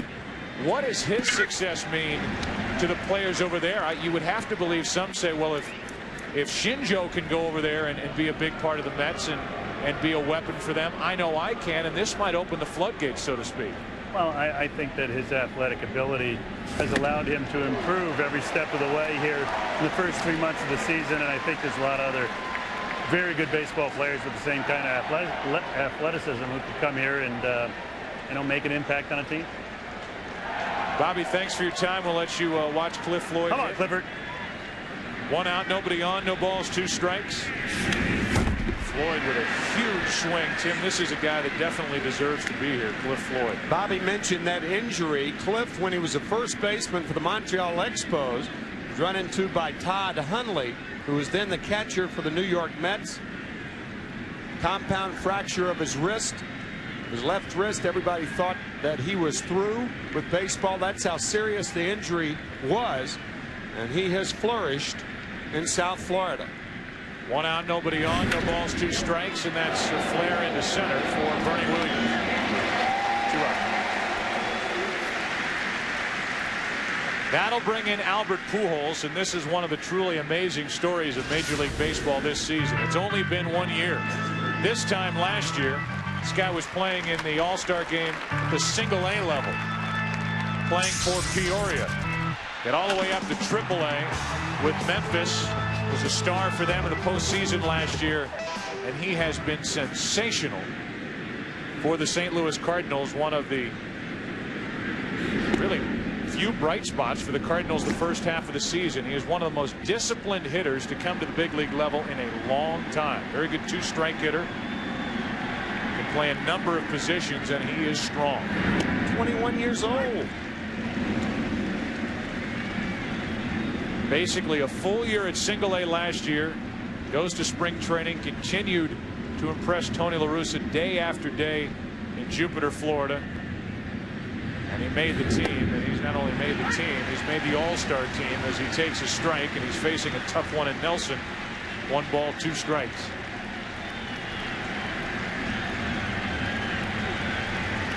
MVP of the Midwest League last year. 21 home runs as a rookie for St. Louis. 2 out, nobody on, a ball and 2 strikes. 2-2.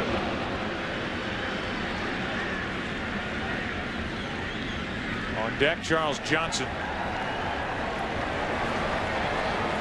Cal Ripken Jr. talks it over with his son. 2 balls, 2 strikes, now 3-2. Very patient. If all the pitchers in the Midwest League were like Jeff Nelson, Albert would be saying, oh, how I wish I were in Peoria. Jeff is nasty on right-handed hitters. That's down and in, and Pujols works Nelson for a 2-out walk. So here's a 21-year-old who isn't phased one bit by the day after day work with the Cardinals. And now here in the patient enough to work a walk out of Jeff Nelson. And here is Charles Johnson, who has been with 4 teams in the last 4 years, still is one of the game's best catchers. He has added some thump to his swing. 1 on, 2 out, 4-1, American League leading here in the 7th inning. Ball 1. That Florida team making a move on the first place Philadelphia Phillies. They were 3.5 behind, but then they went into Philadelphia, and Philadelphia swept them 5 games, and that dropped them back to 7.5. But still a fine young pitching for the Florida Marlins. Nelson struggling a bit with 2 out. He's 2-0 on Johnson.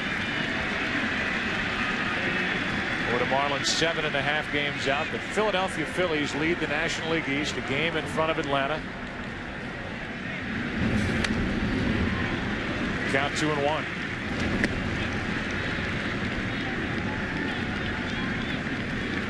Cal Ripken getting a chance to share these moments with his son. Shaking hands with Ripken in the clubhouse before the game. Mind you just how big this guy is, how strong he is. Johnson had That's a typical swing against Nelson to count 2-2.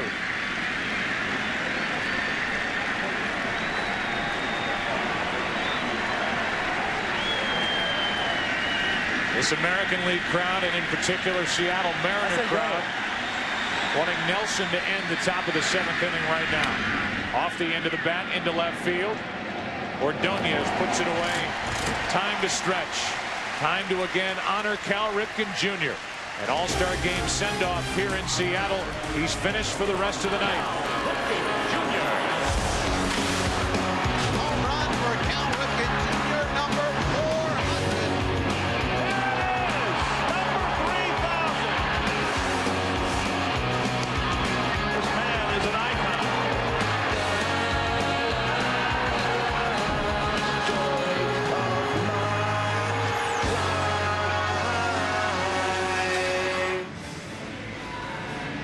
Look at Puget Sound here in the Pacific Northwest, the Emerald City, and this jewel has been shining all year, and in particular this week. Let's go down to Kevin Kennedy. Kevin. Okay, Joe, I got Jeff Nelson, and finally, Jeff, you get the all-star berth that you deserve. What did your former skipper Joe Torre tell you? Well, it was just I hugged him, a lot of emotions. This is something you never ever dream of, obviously, and to be here in Seattle in your home stadium, this is just unbelievable. It's all good now between you and Joe? No, it always has. It's just the media that always said that we weren't. But I've had a great relationship. I owe him a lot.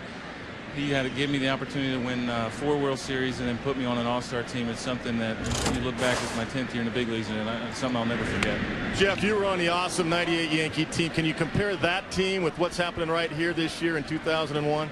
Same style. I mean, we have 25 guys that go out and compete real hard, and there seems like a different hero every night, just like the '98 team. There's really no superstars. There's 25 guys that love to play the game, go out on the field, expect to win every night, and if we get behind in the later innings, we expect to come back and win. And both teams have done that, and it's just a great atmosphere. I mean, it's a great city. We've had lots of fan support, just like New York, and hopefully we can do what we did in '98. Okay, Jeff, thanks a lot. Good luck in the second half. Joe? All right, Kevin. Troy Glass at the plate as Matt Morris takes over for the National League. Lieber went 1 inning, allowed 2 runs on the back-to-back home runs, and Glass pops it into center. Lance Burton, leadoff man, is gone, and a good start to the 7th inning for Matt Morris. Here's tonight's game summary brought to you by Original Coors. Middle inning scoring after that home run by Ripken back in the 3rd inning. 3 home runs in tonight's game for the American League. Jeter, Ordonez, and Ripken. 5th time in All-Star history that players have gone back-to-back. Don Rodriguez, a 2-out RBI single in the 5th. Plesko, a sac fly for the only National League run. Clemens started this game, went 2 innings, and allowed nada. Here's Jorge Posada as Matt Morris deals, and Posada hits it to deep center. Bergman back on the run, won't get there. Extra bases for Posada, and he's content with a 1-out double. And he wants the ball, and I don't blame him. You can hear him in the background saying, "Can I have that ball?" Derek Jeter was the best man in Posada's wedding. Down in Puerto Rico, they're the best of friends. So Jeter homers over the center field wall, and Posada short hops the center field wall and then wants the ball, and he'll get it.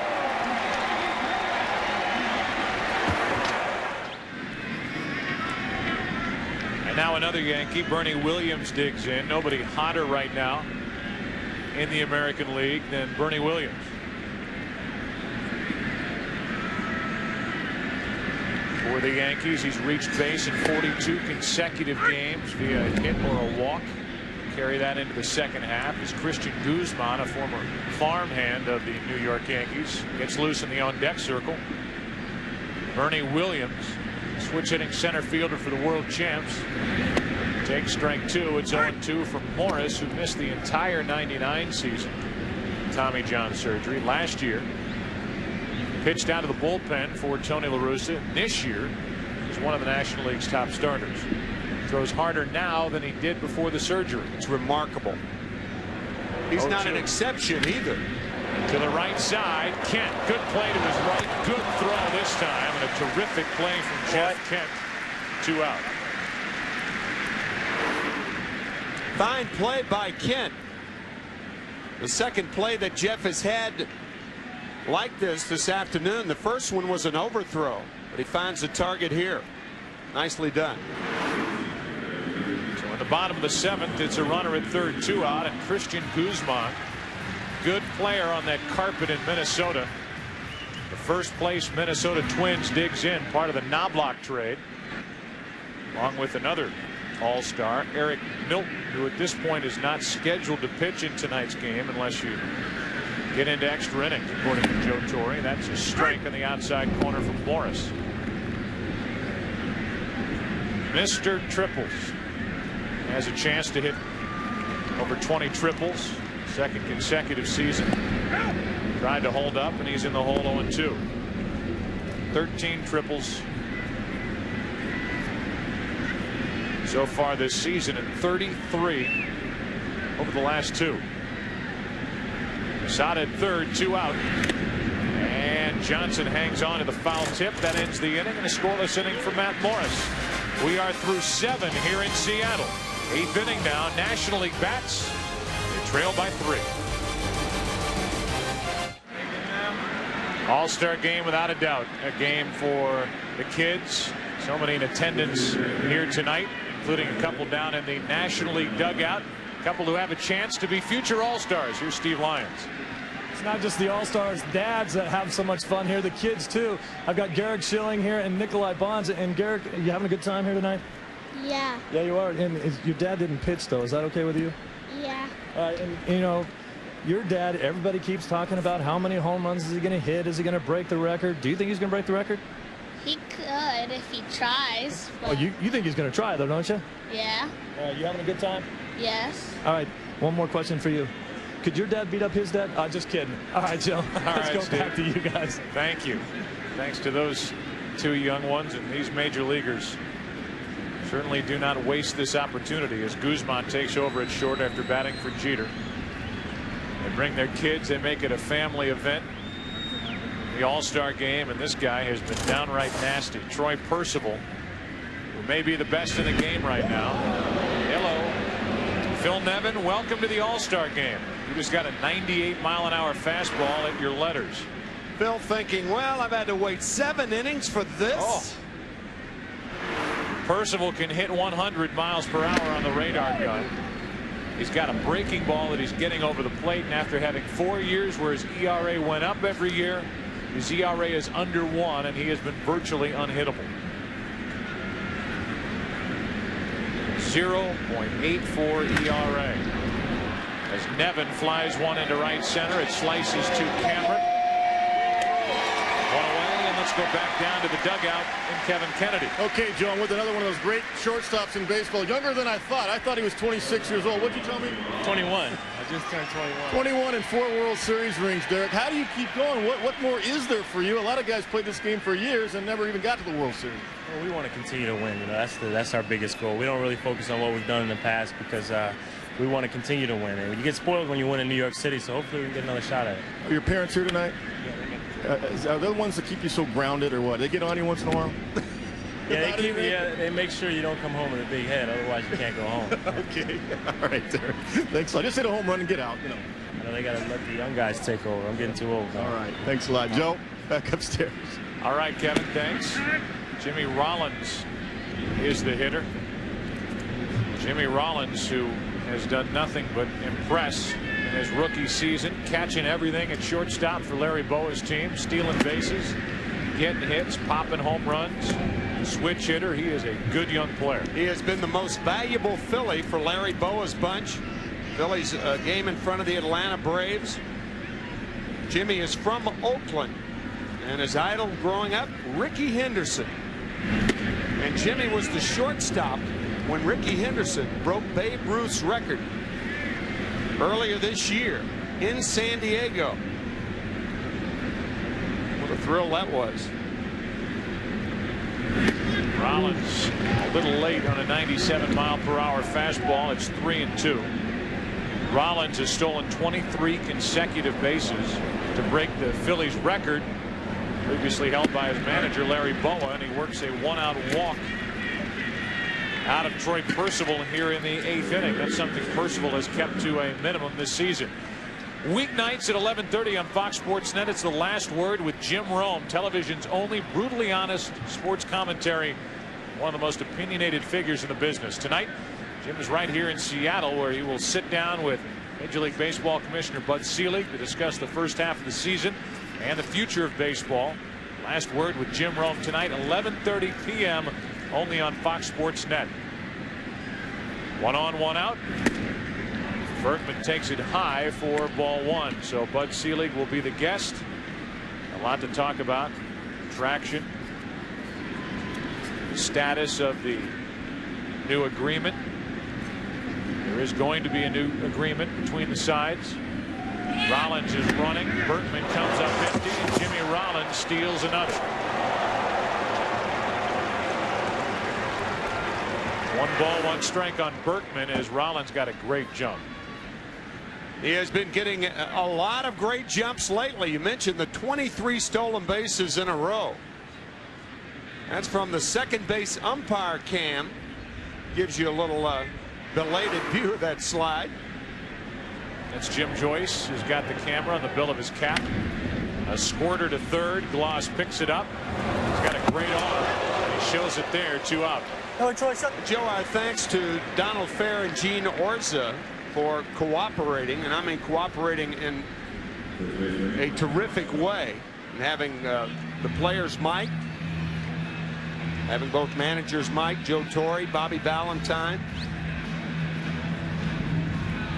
trying to bring you folks at home a little bit different flavor from the All-Star game. Certainly not just those in charge, but those who are actually doing it. Bobby Valentine, Joe Torre. First baseman, catchers wearing microphones, umpires wearing cameras. Runner at second, 2 out. Ryan Klesko takes a ball in the dirt from Troy Percival.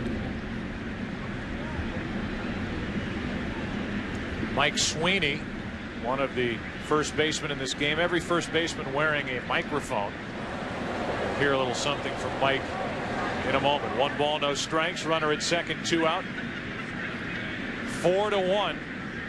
The American League leads it. 1 ball, 1 strike. Here's Sweeney. You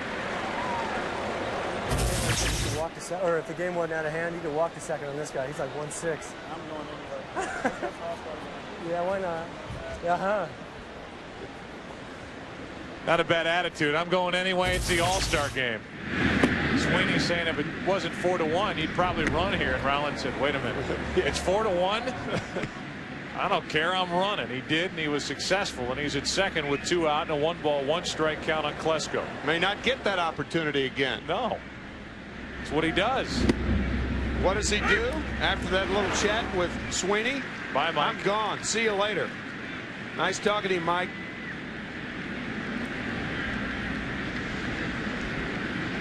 Hand first. The dangerous hand first slide into second base. An awkward slide by Rafael Furcal this past week, and the Braves have lost their talented shortstop and their big speed threat at the top of their lineup. It wasn't hand first. There was an odd feet first slide where he said he left the ground too late. He ended up dislocating his left shoulder. He had surgery on it, and he is lost for the year. The Braves cannot replace him. Klesko is gone as Percival just flat out blew it right by him. The National Leaguers are down in the 8th. They're down in the game 4-1 as this game goes to the bottom of inning number 8 in Seattle. Down below, 72nd Major League Baseball All-Star Game. There have certainly been many highlights so far tonight. Sasaki, part of the international flavor of this game. Ichiro, Alex Rodriguez's idea to move Ripken to short to start the game. Piazza against Clemens, harmless fly ball. Ripken with a home run back in the 3rd inning. His second All-Star Game home run. They stopped the game. Honored Cal Ripken Jr., Tony Gwynn, 2 class acts. And of course, Tommy Lasorda getting hit by the broken bat. Thankfully okay. Getting good-natured ribbing here at the ballpark as they've replayed that, I think, 15 times on the stadium scoreboard.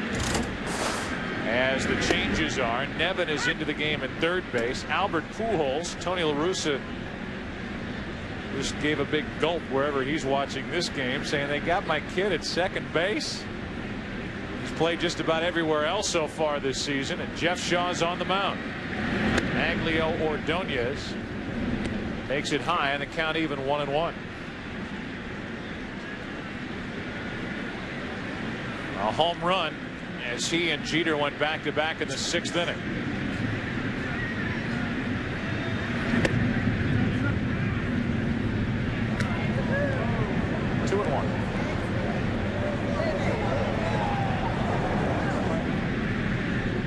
Jeff Shaw, the closer for the Dodgers, 24 saves and 27 opportunities.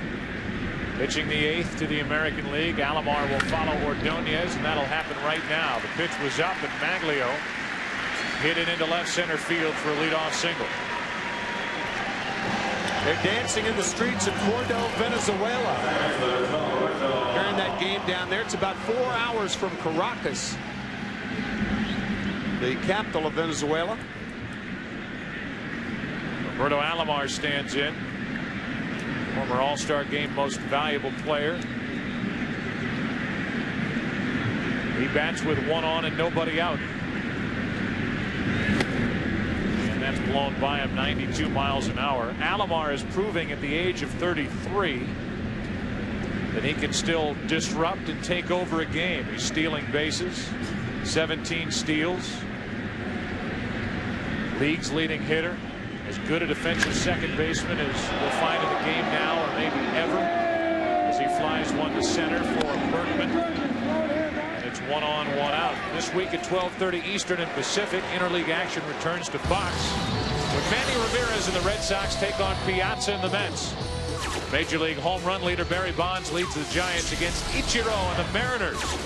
Then at 8 p.m. Eastern, 5 Pacific on FX, catch a special sports telecast as they show you what baseball broadcasts of the future will look like. They bring you the Padres against the Astros on a special turn forward the clock edition on FX Saturday Baseball. Jeff Shaw is finished. He faced 2 hitters with 1 on, 1 out because the National League is trailing and there may not be a bottom of the 9th inning. Billy Wagner will enter out of the bullpen. He takes over in the 8th. He'll face Cameron when we come back. Billy Wagner takes over, representing the Houston Astros. Hard-throwing left-handed closer, 19 saves. Back from elbow trouble. Take a look at our Speed Pass in-game box score. Brought to you by Mobile. For the American League, Bernie Williams 0 for 1. Maglio Ordonez, a home run, a single. Mike Cameron, who will bat here, has a double with his 1 hit, 2 at bats. Posada 1 for 1 with a double. Players have come and gone out of that lineup. Cal Ripken Jr. a home run for the first run of the night back in the 3rd inning. And here is Wagner. And here comes Charles Johnson after going back to the dugout for a moment. 1 on, 1 out. Mike Cameron will be the hitter now with Mike Sweeney set to follow him against the left-hander Wagner. Joe, we have talked over the course of this game, as Sweeney waits on deck, about how many pitchers have had arm problems. Matt Morris, Troy Percival, Billy Wagner in the game now. When you throw that hard, eventually it's going to wear down that shoulder or elbow. Arm is not meant to throw 100 miles an hour, and these guys can get it up there with the best of them. Take Billy Wagner, he weighs 175 pounds and yet throws as hard as Troy Percival. And you know better than anybody, Wagner generates a lot of the power with the lower half of his body. Yep. Big legs, big strong legs. He gets a lot of drive as he powders it past Cameron. 1 ball, 1 strike.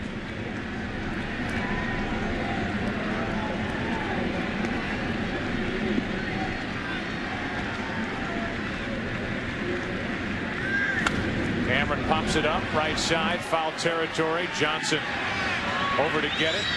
Sweeney eventually gets out of his way. 2 out. We came on the air talking about the international flavor of this game. The birthplaces of the 2001 All-Stars. 45 from the U.S., 5 from Puerto Rico, 5 from the Dominican, 2 from Venezuela, 2 from Canada, 2 from Japan, 1 from South Korea, 1 from Panama. There is a globalization of Major League Baseball. And these countries are well represented here in this 72nd Major League Baseball All-Star game. As we said, 7 countries represented. Mariano Rivera, the only Panamanian, but Mariano did not travel with the Yankee contingent because of a bad ankle. In the category of getting everybody involved in the game that he can, Bobby Valentine will call on Ben Sheets. He'll come on and pitch with 2 out, a man on here in the bottom of the 8th as Sasaki gets ready to try to close it in the 9th. Right now it's Sheets who has an Olympic gold medal back home. It is a mistake to think that baseball in Japan has been just a 20th century game. They were playing baseball in Japan as early as the 1870s. And Americans going to Japan to play baseball, you can date back all the way to 1913 when the White Sox and Giants played over there. Babe Ruth went there in 1934. And there's a look at Yogi and Mickey run around in the outfield. A welcome to the Dodgers. Sadahara O meeting Hank Aaron. And these trips to Japan continue even today. Sammy Sosa, Nomar Garciaparra, Randy Johnson. Sosa with a home run, and he knew what to do to please the crowd after he went deep. And now Sasaki, last year's AL Rookie of the Year, Kazuhiro Sasaki, will try to close it down, and these Mariners with 8 representatives could have the winning pitcher in Freddie Garcia, who's in line for the win. The guy Sasaki, who closes games for the Mariners, get the save as he deals with Brian Giles and gets pitch number 1 by him, strike 1. Once Sasaki gets ahead, he throws that disappearing splitter. I would imagine that's what Giles will see here. Oh, breaking ball. Counts 0-2. Sasaki, the career saves leader in Japan. He stepped right in and started closing games for the Mariners, and now he's a valuable piece of this Mariners' success as the splitter is in the dirt and the count goes to 1-2. National League needs 2 base runners to have a chance. It's Giles here batting for Vladimir Guerrero, and Sean Casey is on deck. He'll hit for a Lou, and then Floyd is the scheduled hitter. It's very difficult for catchers catching different pitchers in the All-Star game. Getting a piece of it, a one-handed ground ball to second. Alomar takes care of Giles, 1 away in the 9th inning. Coming up after this All-Star game, the late local news on the East Coast, the West Coast here on Fox local programming. Who will be the most valuable player? What will Curt Schilling do with the videotape that he has been taping throughout the course of tonight's game? He was the scheduled starter. He threw over 100 pitches on Sunday. Was still tight. Couldn't go, so his teammate Randy Johnson, not a bad alternative, made the start for the National League. Here's Sean Casey batting for Alou.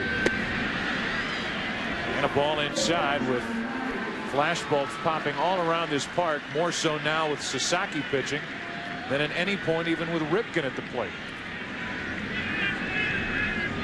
Nice note for Sean Casey, one of the game's good people. 1 ball, no strikes, and that's the opposite way and out of play, 1-1. The American League has won 4 straight, 4 consecutive All-Star game victories. They've won 10 of the last 13. That's on the heels when the National League used to dominate between 1963 and 1982. The American League won only 1 time, and that was in 1971 in Detroit. The AL trying to make it 5 in a row, and that's strike 2 on Sean Casey. Jimmy Rollins joining the documentary. Bobby Valentine, his first All-Star game as a player, manager, whatever. Tony Gwynn, his last.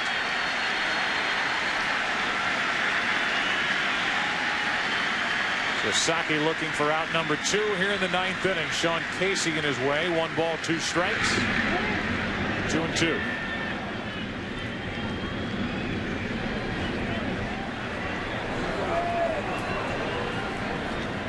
Joe Torre will go to 4-0 as a manager in an All-Star game if the American League hangs on.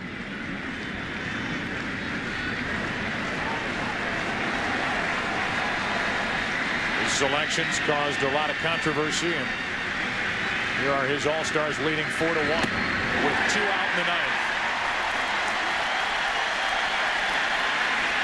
And these proud Seattle fans are happy as Sasaki tries to close it for the American League and help Freddie Garcia, another Mariner, onto the victory. Cliff Floyd. Final hope for the National League to extend it. Floyd 0 for 1 since entering back in the 7th.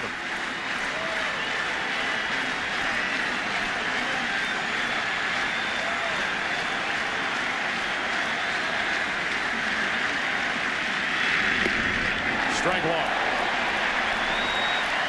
Every National League All-Star got into tonight's game, with the exception of the scheduled starter Kurt Schilling.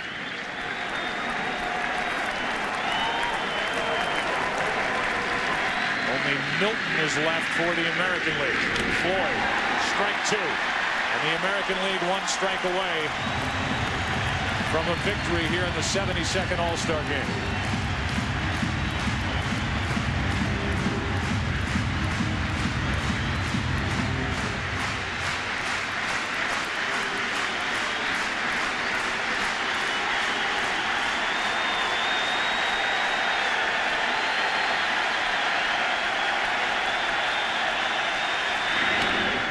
To the right side.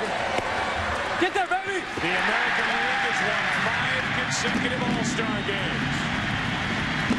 Garcia the winner, Park the loser, Sasaki the save, and a big night of baseball for the Seattle Mariners, and more importantly for the fans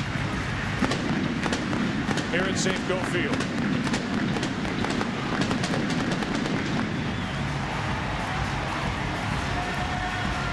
The Rockets started for the American League, and the Rockets are ending it for the American League. Talk about an international flavor to this game. A 2-hour, 48-minute All-Star game. International flavor. Say it again. The winner, Freddie Garcia. The loser, Chan Ho Park. And the same for Sasaki. Home runs in the game by Ripken, Jeter, Manglio, Ordonez. And an RBI with 2 out by Ivan Rodriguez for the American League, accounting for their 4 runs. Kirby Puckett, the honorary captain of the American League team. He'll be headed to Cooperstown. He's a Hall of Famer.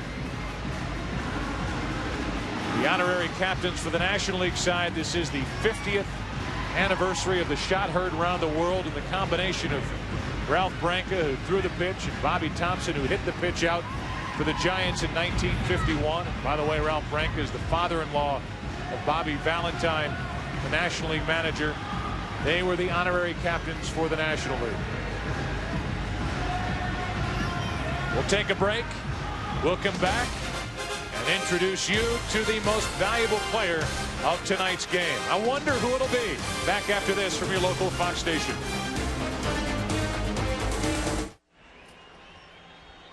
Another look at Puget Sound, a 4-1 win for the American League. And let's go down to the field with Jeannie Zelasco. Jeannie. Joe, thank you very much. Cal Ripken, surrounded by your family and your baseball family here in Seattle. You're a man who doesn't like fanfare. You really don't like the spotlight. You can't seem to go quietly into the night. It's just been a great deal of fun my whole career. The All-Star games, I've been very, very fortunate to go to quite a number of them. But I got to tell you, this one is the most special. Absolutely.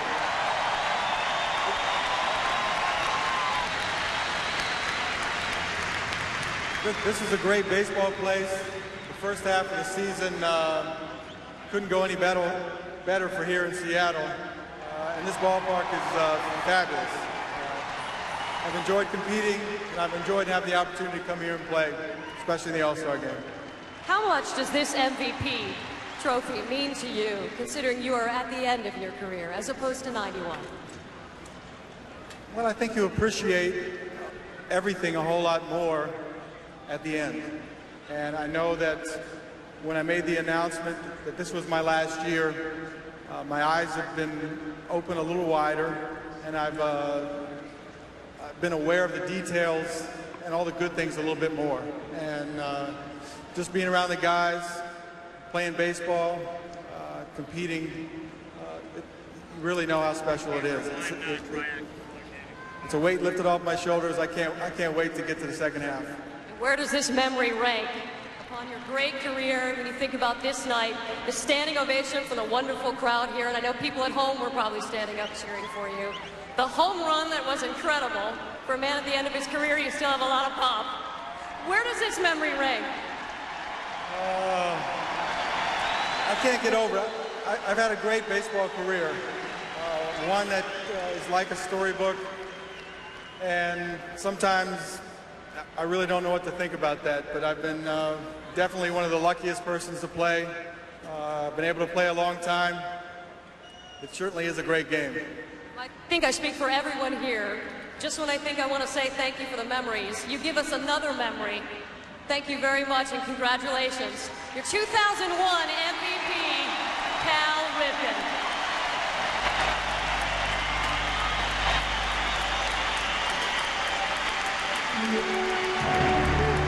Thank you, Jeannie. Congratulations to Cal Ripken Jr. into the American League. One of many memories we'll take away from Seattle. The 72nd Major League Baseball All-Star Game. We'll return to Seattle after a break and say so long.